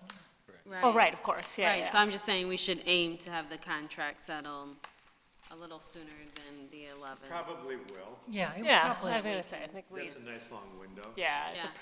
But it I takes think into it just account made the it that winter long too break because and of the things. holidays are Yeah, in there, take- so. yeah, that's- I think we have to We be don't have a meeting realistic. until the that- 13th, so we have time to do Right. to write the press release. And we can be writing the press release in anticipation and finalizing There are it. parallel activities. Yeah, They're not- exactly. It has been my experience that when you're trying to work with a contract over winter break, Right, you get it's gonna into be- some, your attorney's not available for this day, and Right. their person's not available, you know, so we gave you a little bit extra time No, there. I Just, think you can do it faster if you can, that's fine. But the key, Thank you. and I think that goes back to what you were saying earlier, Joey, the key is, you've got your person locked in. Right. And you're not worrying about Them going another somewhere else. offer, or, you know, going somewhere else, they outbidding you, or Right. something like that. So you've got that commitment, and, you know, the handshake is as good as gold. Can we also keep an optimistic space holder that if we are done interviewing and we've deliberated on the 5th of December, and for some reason we have a pretty smooth negotiation, we also have a December 16th board meeting where we could do an announcement and approve a contract if all goes smoothly? Absolutely. Yeah. And The length of this negotiation is so long because there's holidays there. If this person wants to be here and we want them here, 5 days, 7 days on a negotiations is Right. It completely could work doable. out, yes, yeah, it could. We don't like to lock you in at the end and make any promises. I don't want the board to feel pressured in the end, but if you can get it done sooner, that's great too. But again, that's part of the calendar that you want the community to know when this is happening, so that it's not perceived as a behind the scenes, oop, we didn't know you were making this decision, making this announcement, Absolutely. right there. Okay, one last thing, and then we're completed and we're an hour behind. Okay. give you a bathroom pass. too. Yeah, okay. So if you look at the third section of the agenda, it talks about the interviews, the day in the district contract discussion. We talked about roles and responsibilities, which is page 2. Community strategies, including community information. We've talked a little bit about that. We expect, again, that the board and that the district will publicize and announce everything and more. Page 5 was the data form, and again, this is the input data form that we use with those 4 questions that we talked about, just so that you'll know that that's there. Pages 6 and 7 were, for demographic purposes, the things that we have in the past listed on the survey. You may want to look at that and modify that if there's more information you want to have. But typically, the rest of those are the kind of standard choices. Candace, you're looking puzzled. Are you with me? No, 6 and 7 are the demographic options? Yeah, It's the survey questions. Oh, I thought you said demographic questions. Just samples. Yeah. So the only demographic question is just, Right. Question one is typically where districts may want additional information from the survey. So we listed what is typically listed, but if there's more information you want, it would go there, and you need to include that in the survey. Okay, and you did say we're gonna do the survey in English and Spanish. Okay. Pages 8 and 9 are the position advertisements. You need to decide which publications you'd like to have those in. We will put that together and send it off and then forward you the bill from that. Page 10 and 11, we've already talked about. You're presenting the position posting. Page 12, which of course was the hardest thing, we've just finished. That's the calendar. And again, we want to finalize that, make sure all the dates are correct, and again, it should be published. Pages 13 through 15. Take it back. Pages 13 through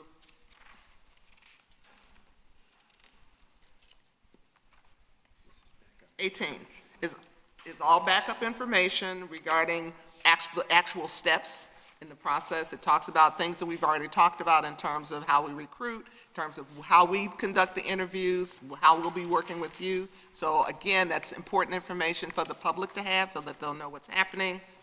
And then the following was the information we got from Laura relative to your activities for the day, the memorandum of understanding, and then last but not least, this calendar that you just agreed upon. Questions?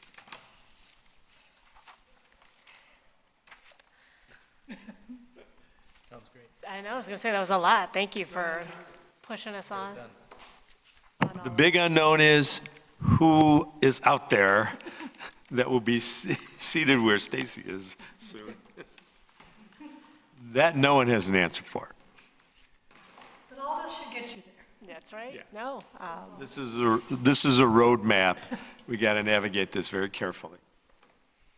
All right. Does anybody have any other questions? Well, thank you very much. We kept you here longer than we thought we would, but I think, like you said, scheduling is the hardest part, so. I know, I was going to say. Probably 99 degrees.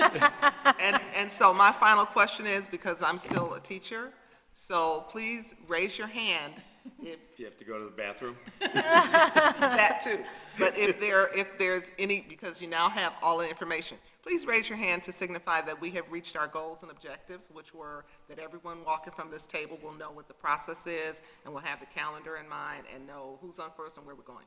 Raise your hand if you think you are clearly understanding. Everybody? Ladies? Audience? Too quiet over there. Please raise. Audience participation. I had it up, I had it Consultants. up. So we're walking away believing that we have achieved the goals and objectives of this planning session, which is to put all of this on paper and make it operational. Yes, thank you And very we much. will never talk this much again. All right, well, thank you. Not till we get to slate, The yeah. slate. Between now and the Last time slate. we talked. you won't. We'll be in touch with the interim. We'll go back, that was 3 hours ago. It's like, we'll be in touch with the schedule, the names, and all the backup, but we'll go through board president. Thank you. Thank you. And, we do have one other discussion topic that we will try to get through thoroughly but quickly. And we invite you to stay and hear that discussion because I think it is about priorities for the upcoming year that I think will be relevant to the interim search. So, I know, we'll We wanna talk- communicate on phone? Same with Sudi. okay, sounds good. Absolutely. Sounds good. I think Joey, you. Joey and Antonio will call and get time to talk. Okay, That's right, excellent. you live in the neighborhood. And this is She's being the- recorded, so if they want to come back and watch the priorities discussion. we Oh, can that's maybe true. Forward it to them. This is being recorded, so if you can't stay, it can be, you can always watch it later to hear. We'll be here, I'm just gonna take a biological break. We'll allow it. All right, well, let's go ahead and get started. I will.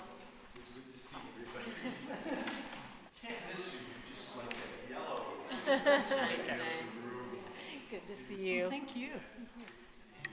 Great, thank you. Good to see you, Doctor. Good to see you, Mark. Yeah.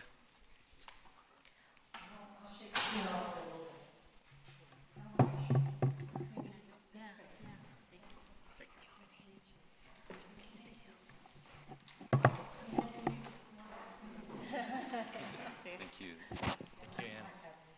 All right, good to see you. Yeah. 10 minutes, right? All right. As we turn to the priorities memo, I did want to turn to Stacy, but also wanted to acknowledge that we have a new member joining us at the table here. If you want to go ahead and introduce yourself and welcome to your first official board meeting. Well, I didn't prepare anything. No, but it's all right. Thank you. I just started on July 8th, and I know I haven't had the opportunity to meet you guys yet, but everyone has been so welcoming, and I'm so happy to be here. And I'm just diving into everything and getting acclimated, but I'm really excited about the work that the district is embarking on, and I'm looking forward to being a part of it. So, thanks. Well, thank you very much and welcome. All right. Stacy, can I turn it to you to preface? Absolutely, sure. So first, thank you for the opportunity to follow up with the school board today. I am here truly representing the full cabinet team, and Adalib, Kylie, and Romy will sound in at points if there are questions that are directly impacting some of their work. What is in the memo fully represents the full investment of our District 65 cabinet. And, this is indicated in the memo heading. This is the work that we have really jointly come together and believe deeply in and are really working to advance. On June 10th, the cabinet shared the memo with the Board of Ed that detailed the priorities for the 2019-20 school year. Our goal was and is to identify limited areas of work focused on improving outcomes for students of color. These areas of work are aligned and connected to the District 65 strategic plan and our commitment to educational equity. We believe that the focus on educational equity in our district supports the need to apply a very specific focus on this group of students with the goal of deepening the interruption of practices and systems that have not yet supported our students of color.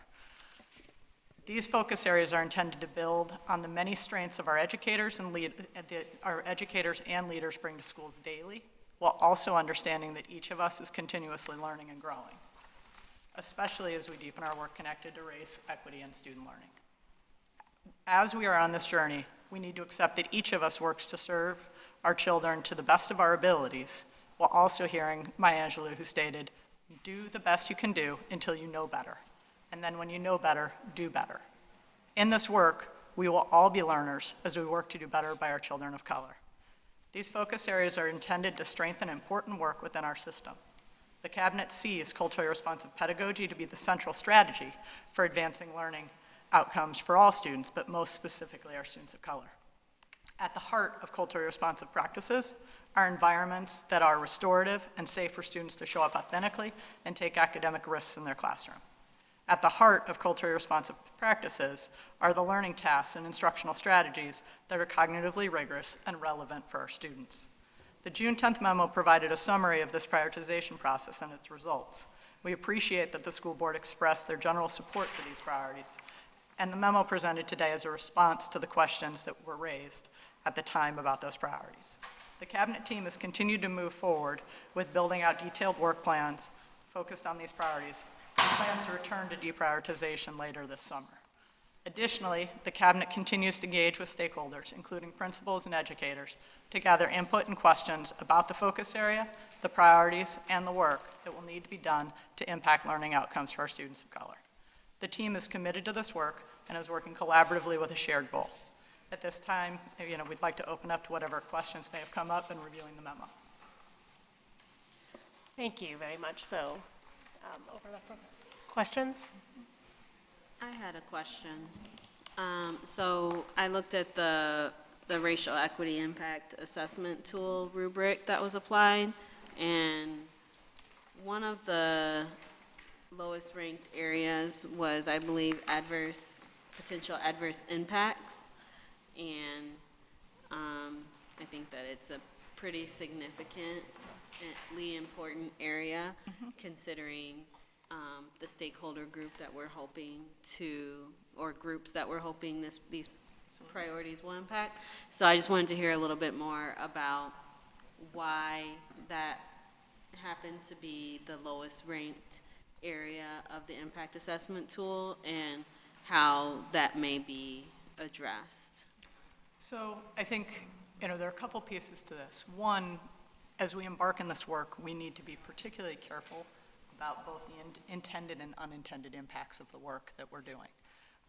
And so, as Joaquin really walked through the reflection tool and also thought about our collaborative process when we work through this, is that we need to continue to engage ultimately with stakeholders, which is one of our priority areas, to ensure that our intentions also line up with our impact. So that is the need and understanding that we need to continue to measure the impact of this work, make sure that it is aligned and netting ultimately the impacts that we want, and that as needed, we will need to adjust that work to ensure that we're getting the impact that we're looking for. And what strategies did you all reflect on or discuss to actively engage with stakeholders? So in regards to strategies for engaging in stakeholders, one, as we've continued to iterate through the summer, it's been engaging with educators, engaging with principals to understand, one, what is being heard as we're communicating this? How do we need to continue to refine the way that we're messaging this work? What is coming up for educators? So we had a group of educators at the Standards Institute last week as we begin to deepen people's understanding of the area of work. How can we take that learning and refine the learning focus that we're looking at going forward? And so some of it is engagement through learning, some of it is engagement through in informal conversations as well as formal conversations. As we move forward and we're planning the work in the upcoming year, each individual is building a work plan that is aligned to the 7 priority areas. We then, as a cabinet, essentially reviewed each other's work areas and have identified the work areas that have opportunity for collaboration. And so as a cabinet, we've identified for this particular area of work aligned to a strategy around family engagement, the executive director of Black Student Success, Joaquin in community engagement. We're identifying the partnerships that can work together in order to go deeper on those strategies. And from there, we're going to use the strategy that is engaged, that specifically calls out family engagement, to also inform the other priorities. You talked about strategies, engagement, and priorities, and I got a little lost in. Then it wasn't a clear enough answer. I'm sorry, It's maybe okay. I'm. No, it's okay. I don't think I said it as clearly as I could have. So one of the priority areas is specifically about family and student engagement. We are still finalizing how that work is going to be done. Latarsha and Joaquin are 2 individuals who are planning on really going and specifically digging in that space to think about how can we engage community groups, individuals, as well as educators to bring information to inform those priorities. Part of the power of the work this summer has been to also realize that in one case, family and community engagement was thinking about this, Black Student Success was thinking about this, curriculum knows we need to gather information. We realize that we have overlapping priorities, and as we talk about streamlining, we're working on pulling those strategies together to unify the way we go out and gather information. Okay, Okay? I hope that was clear. I apologize. thank you. Yep. I have a question, and I appreciate the clarifications that were offered in this memo, particularly around what strengthening the instructional core means, because I think that was a question that several of us had. And I like the language about shifting to prioritizing 2 areas, the increasing cognitive rigor and restorative practices.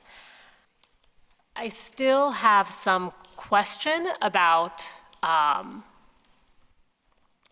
where our social emotional learning fits into that, because I still don't see that reflected anywhere in this memo, and it feels like a shift of where for the past several years we've been shifting towards more social emotional learning, and now are we shifting away from that? Is that the intention? There was some language, and I can't point to where it was, about, school climate work had been focused on staff to staff, and so now shifting that, it feels like a shifting away from school climate work, which feels like shifting away from the social emotional. So to me, that still isn't entirely clear where, as a district, we're saying we stand on those. So I'll start, and Anna-Leave, if you want to sound in at any point too. The focus on restorative climate, which is really ultimately about framing restorative cultures across our schools and across the district, is what we see really as being at the heart of social emotional learning. We are working to incorporate and have through SEAL and through some of the time, the way that we've adjusted instructional minutes, more opportunities for explicit social emotional learning during the instructional day. And then the focus on restorative practices and the restorative culture across the building essentially works to elevate the way social emotional learning strengths and capacities get translated into the way we negotiate our learning environments, conflicts, the way that we are able to engage and get ready for learning and engage in learning in a safe way.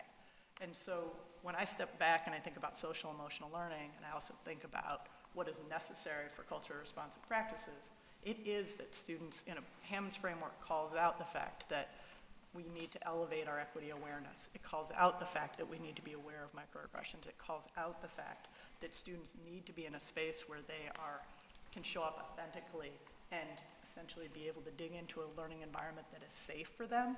Underneath that, social emotional learning is what creates that space and that opportunity. So what we see in this work is, rather than calling out these individual lanes, these ideas all come together in our classroom environments and our school environments. Restorative practices very specifically will push forward the way to increase social emotional safety in our schools. And particularly for students of color, when we realize that discipline statistics have, had racial disproportionality to them. And so that work will directly address social emotional learning. And then with the increasing cognitive rigor, by really identifying the fact that this work is all about culturally responsive practices, kids are not yet able to really dig into difficult and challenging learning, cognitively rigorous learning, if they are not in a classroom where they ultimately feel safe to take risks.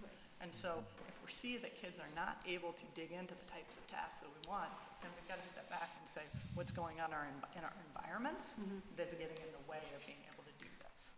And so that's where we see social emotional learning really living in both lanes of this work. Yeah, I'm really excited because I think that the restorative, as we saw back in the spring, the restorative practices team came and presented the three-year plan.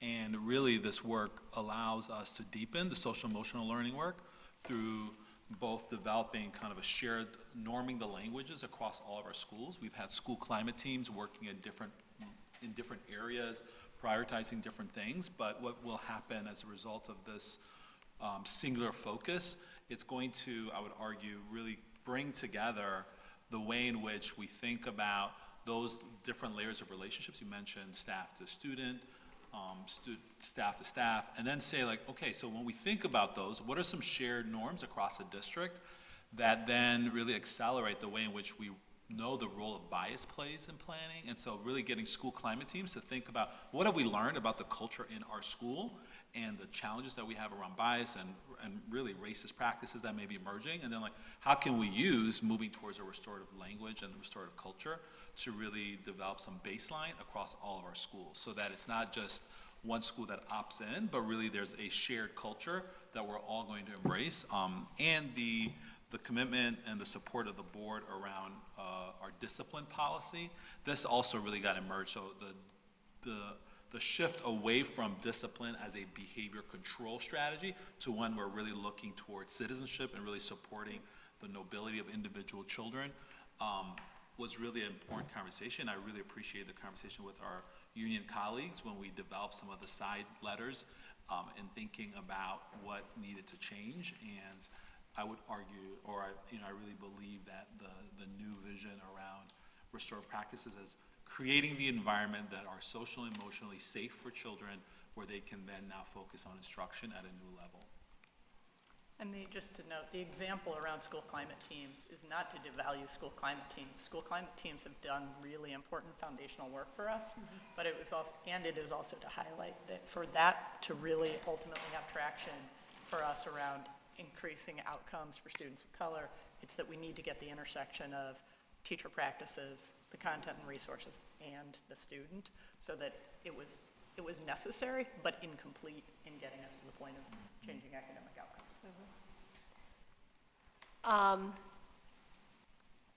So I don't know how we are going to be communicating this out to educators, to community members, but I think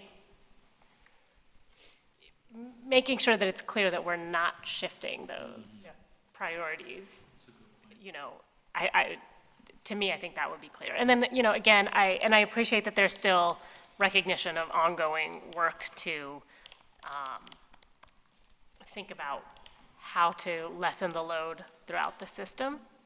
But I think as we're having those conversations, it's going to be important to say, look, we're not all of a sudden changing focus entirely. What we're doing is actually, we were focusing on all these things, and now we're narrowing it to these, and this is how we're going to do that, so. I appreciate that. And we're really trying to, we are hearing that at points we are not as clear as we wish to be. Yes. And so we are really, part of our engagement with groups is to understand kind of what is being heard and how can we change the communications that we're putting out to a place where we can get to the type of understanding that we hope for. And we're also hearing that there is agreement largely in the areas of work. It's just getting to the point of making the connections from the previous work and helping to better communicate our thinking and direction.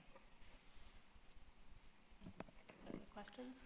I was going to ask, and it dovetails with that, Stacy, just how will this then get translated into site level, school level work and or planning to, again, you know, hone priorities and be consistent at that level as well?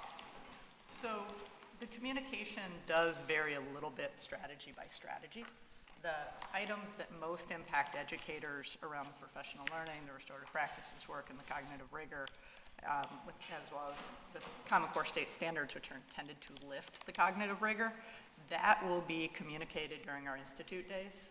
And the way our institute days are set up, they're kind of 2 half-days where content can be designed by the districts, but are going to be delivered at the school sites this year. And so we're working on framing activities and experiences that will both ground both of those areas of work and really put the ideas of what we're doing, why we're doing it, and what this progression will look like for the course of the year out for educators.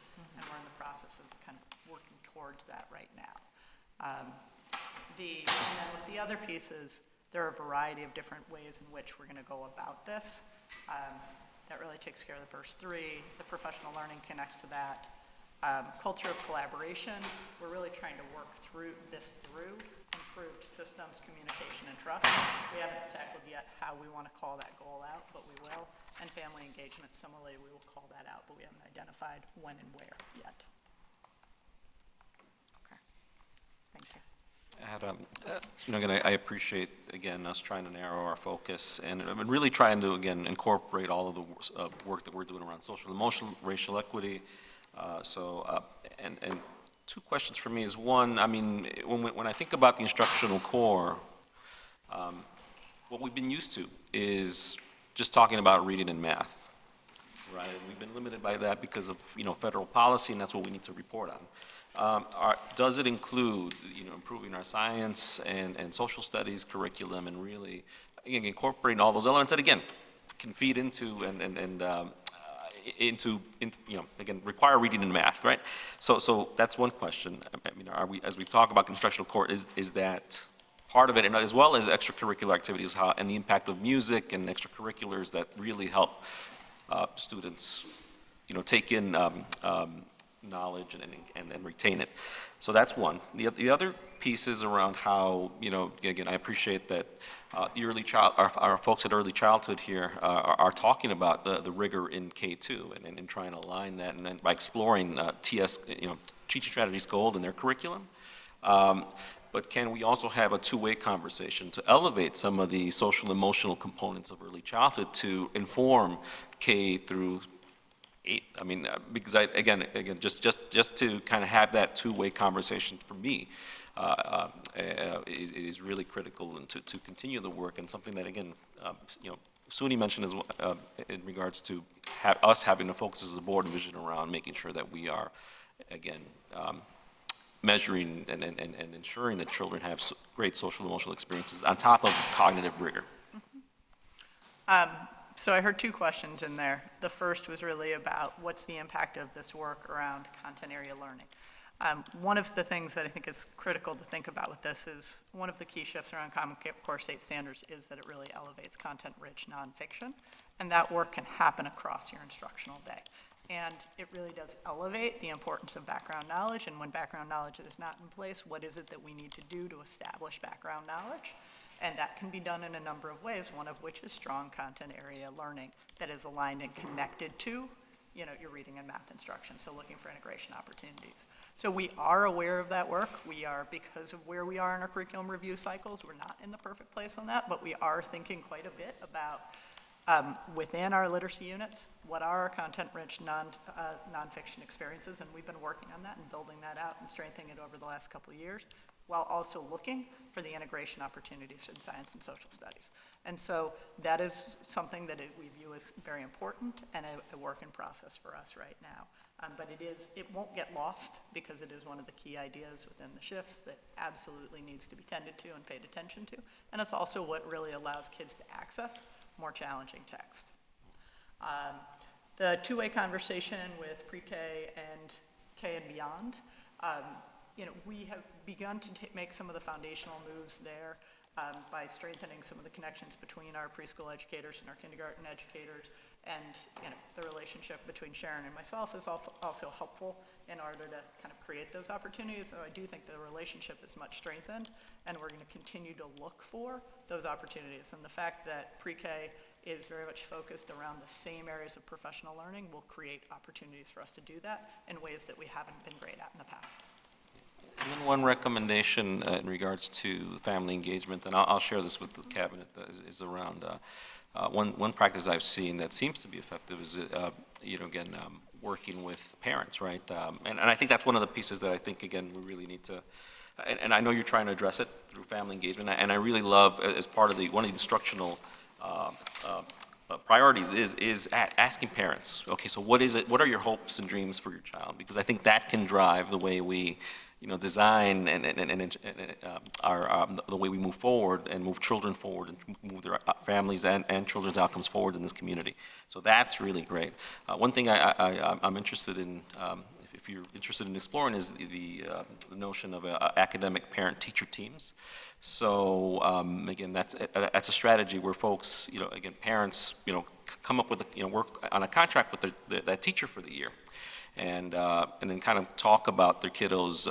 So when they have they come in for report card day and come and visit, they can talk about, here's where your kiddo's at, here's where they can improve, and here's how you and I can work together as an educator and as a teacher and as a student. And so again, setting some really, creating this connection, homeschool connection that can really impact student outcomes and really involve parents and engage parents.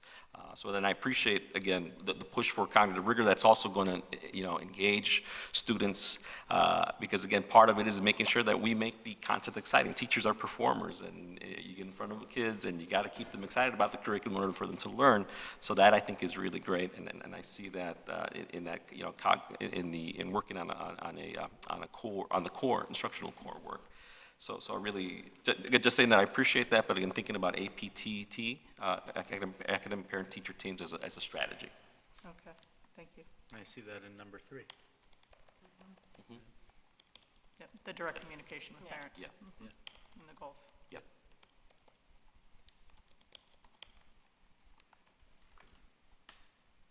Anything else? I appreciate the streamlined Yeah. work, both from June to this. It's funny, we read the same thing differently. I read 1 through 6 is very socially, emotionally driven, because they're relationship building. It's about presenting content in a respectful way to students, right? Not lowering expectations, raising expectations, being culturally responsive, working with families to establish goals, right? That's all culture and climate work. That's all relationship building. That's engaging kids and families is the best behavior plan we have. So I saw it as a really strong social emotional alignment without saying the word social and emotional. So I really like that, because it incorporates the academic rigor piece as well. I appreciate this too. I think my only other question would be, how else do we endorse and support as a board this set of priorities so that you all know, and, as we all work with our educators and everyone else, that the board supports this set of priorities and what else we need to do to make that clear and evident. One suggestion would be this is something that we actually vote on as a formal way to codify our support. But beyond that, what else do you need? I know we've talked in the past about financial components, as those have arisen, and we've kind of sussed through some of that. But that's I think the only other question I have. Yeah. No, I appreciate you saying that, and I appreciate the degrees of support, and that's something I would like to take back to the cabinet team, and that's something that we could really consider. Thank you. Well, I think part of that will be as, creating the calendar for the upcoming year. One thing that I remember after we developed the strategic plan, we never did this, but maybe to think about when creating the calendar, in like the board meeting calendar, to tie whatever topics to one of these priorities. So we can be explicit that as we're talking about, we're talking about this and it's going to tie into. So we can see how it all ties into and make sure that before we add an agenda on, well, how is it going to tie into one of these priorities? So look for links between the board agenda items and the priorities. Correct. And then removing things that there Removing is things not. that aren't, that we can't, if Maybe we we've can't done make that link, historically every then- year, but we don't need to do it if it's not explicit to these priorities. That's great. And it's not work that you all need to go through, right? To No, prepare. especially going into a year with interim leadership, especially going into a year where, as a board, we need to be focused, especially this fall and winter, Right. on the search process. The cabinet team needs to be focused on school and the leadership team and making sure, staging for the success of the folks that are working with kids. And I think that's a great place for the energy to be focused. That's great. We concur. All right. I think that will close out that. Did you have public comment? Okay. So members of the public are welcome and invited to address the board during open public meetings. Speakers are discouraged from using the public comment period to air specific concerns about staff members, being mindful that the public comment period is not a suitable forum for fact-finding or resolution of disputes.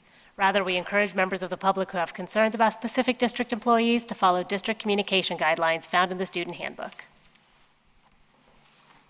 Hi. Oh, this is really tall. Can I move this? Yeah. I'm Meg Crewley, 1425 Church Street in Evanston. I am the president of the District Educators Council. Thank you. Happy summer, everyone. Stacy, thanks for redoing and hearing some of the comments about the priorities memo. I'm still going to, our educators are working really hard and they're dedicated. And I will say that I think we take every initiative every year very seriously, and certainly there's always room to grow. But I do want to acknowledge the hard work that our educators do with every new initiative that comes our way. So I do also want to say that while there's been some educator engagement, I want to continue to encourage that to happen. And I was thinking about Anya's question related to the superintendent. How can we access educators' voices that we don't normally hear from? So creating priorities and trying to think about what is challenging our educators from implementing, or, and then what can we do to support them? So I think that's one of things I might want to consider if I were trying to support our educators who have the ultimate goal of lifting up all our students. So I'm just going to continue to push for that. Thank you.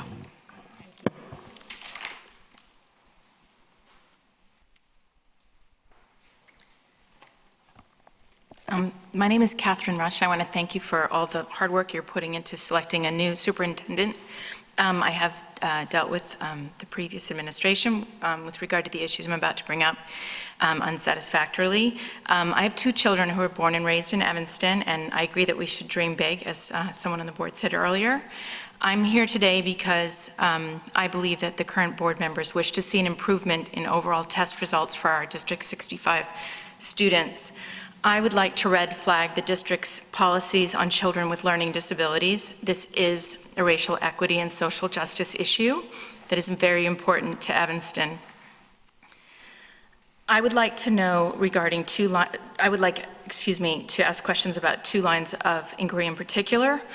First of all, I would like to talk to someone about what is the policy on providing special ed services to children who are quote-unquote twice exceptional. And by that I mean children who manage to get an average test score on their MAP test despite possibly having extreme disabilities that can affect them for life if they're not given proper services. Is Evanston looking to help them with their disability? Are you changing your policies? Are you willing to provide them fair and appropriate services? Or does Evanston only intend to provide special ed services to children who are performing below average or who are disruptive? Case in point, I unilaterally transferred my daughter out of District 65 after learning from private testers that my 12-year-old daughter's sight word recognition was in the bottom 3% nationally. Her dyslexia was severe. The district was refusing to provide her with Wilson support. She was in the bottom 3%. At that time, she was only reading at the 3rd grade level, pretty good for bottom 3% sight word recognition, but was getting average verbal MAP scores around 50 percentile, good enough according to the district. Because of her average performance on standardized tests, Haven was providing her almost no appropriate services. My daughter's special ed teacher had no experience at all with dyslexia. After many IEP meetings and being told by her doctor at the end of her 6th grade year that if I didn't pull her out of District 65, she might never attend college, I transferred my daughter out of District 65. That was 2 years ago. Since then, she has been getting the supports she needed elsewhere. Her verbal MAP scores increased 40 percentage points. My daughter is now entering high school with MAP scores in the 90th percentile. She has refused to ever step in an Evanston school again and is distressed at the thought that other children like her are being lied to about their dyslexia, their learning disabilities, their intelligence, and their progress in the district. I am quite sure there are many other at-risk children like my daughter in Evanston who are both capable and learning disability, and who could be doing significantly better if they were provided proper learning disability services. My second line of inquiry, I would like to know what is the policy on the district falsely and arbitrarily accusing families of not being Evanston residents. As a first-generation American myself, and with two first-generation American children on their father's side, I must say it feels very distressing to be told by the city of Evanston, as I have now been told repeatedly, that a year ago, I did not live in Evanston. I was not an Evanston resident, and therefore Evanston didn't owe me anything for that year. I have no idea why Evanston is saying I didn't live here. I've lived here for 20 years. I pay taxes here. I moved here before my first child was born. I would like the school district to look into why I've been repeatedly called a liar with regard to my residency and my children's residency with no proof, and further, to put an end to the district's policy of using any legal tactic available, no matter how offensive and inflammatory, to get out of providing services when they are costly. I would also like a written apology for this accusation, which I found personally offensive, given how long I've lived here and the amount of debt I have had to take on to private schools to get 2 children through this experience with the Evanston district. Lastly, I would like to meet with one or more of the Evanston School Board members to look at this situation more broadly. I have reached out to other dyslexic parents to get organized. I would like to meet with you, and I would like to address my concerns immediately. My daughter is very interested in advocating on behalf of other children, and she will be present. I wanted both my children to go to District 65 schools. I love living in Evanston. My children love living in Evanston. My son is now attending Northwestern. Evanston repeatedly misdiagnosed them. The first time I took my daughter to Evanston for help, they told me she was partially deaf. They have failed to educate them. She's not, obviously, partially deaf. Despite being a single mother, I have managed to find ways to educate them privately, but at great personal cost to all of us in my family. This is something I will be paying for financially and otherwise till the day I retire. The cost to Evanston and to its children of the history of neglect of District 65 of twice exceptional children, and I assume other disabled children from all groups, all demographic groups, all neighborhoods, this needs to be formally assessed. You are wasting money on lawyers that should be spent on children. The residents of Evanston trust District 65 to test and provide quality assessments. These assessments are used for legal purposes rather than to help families. My children have been repeatedly lied to about disabilities, and I am here to ask for answers and to an end to this inexcusable and harmful policies, the inexcusable and harmful policies that we have experienced as a family. Thank you. I'd like to ask who I can meet with after this, either today or in the next week. Can someone? Talk to you separately after. That would be great. Thank you so much.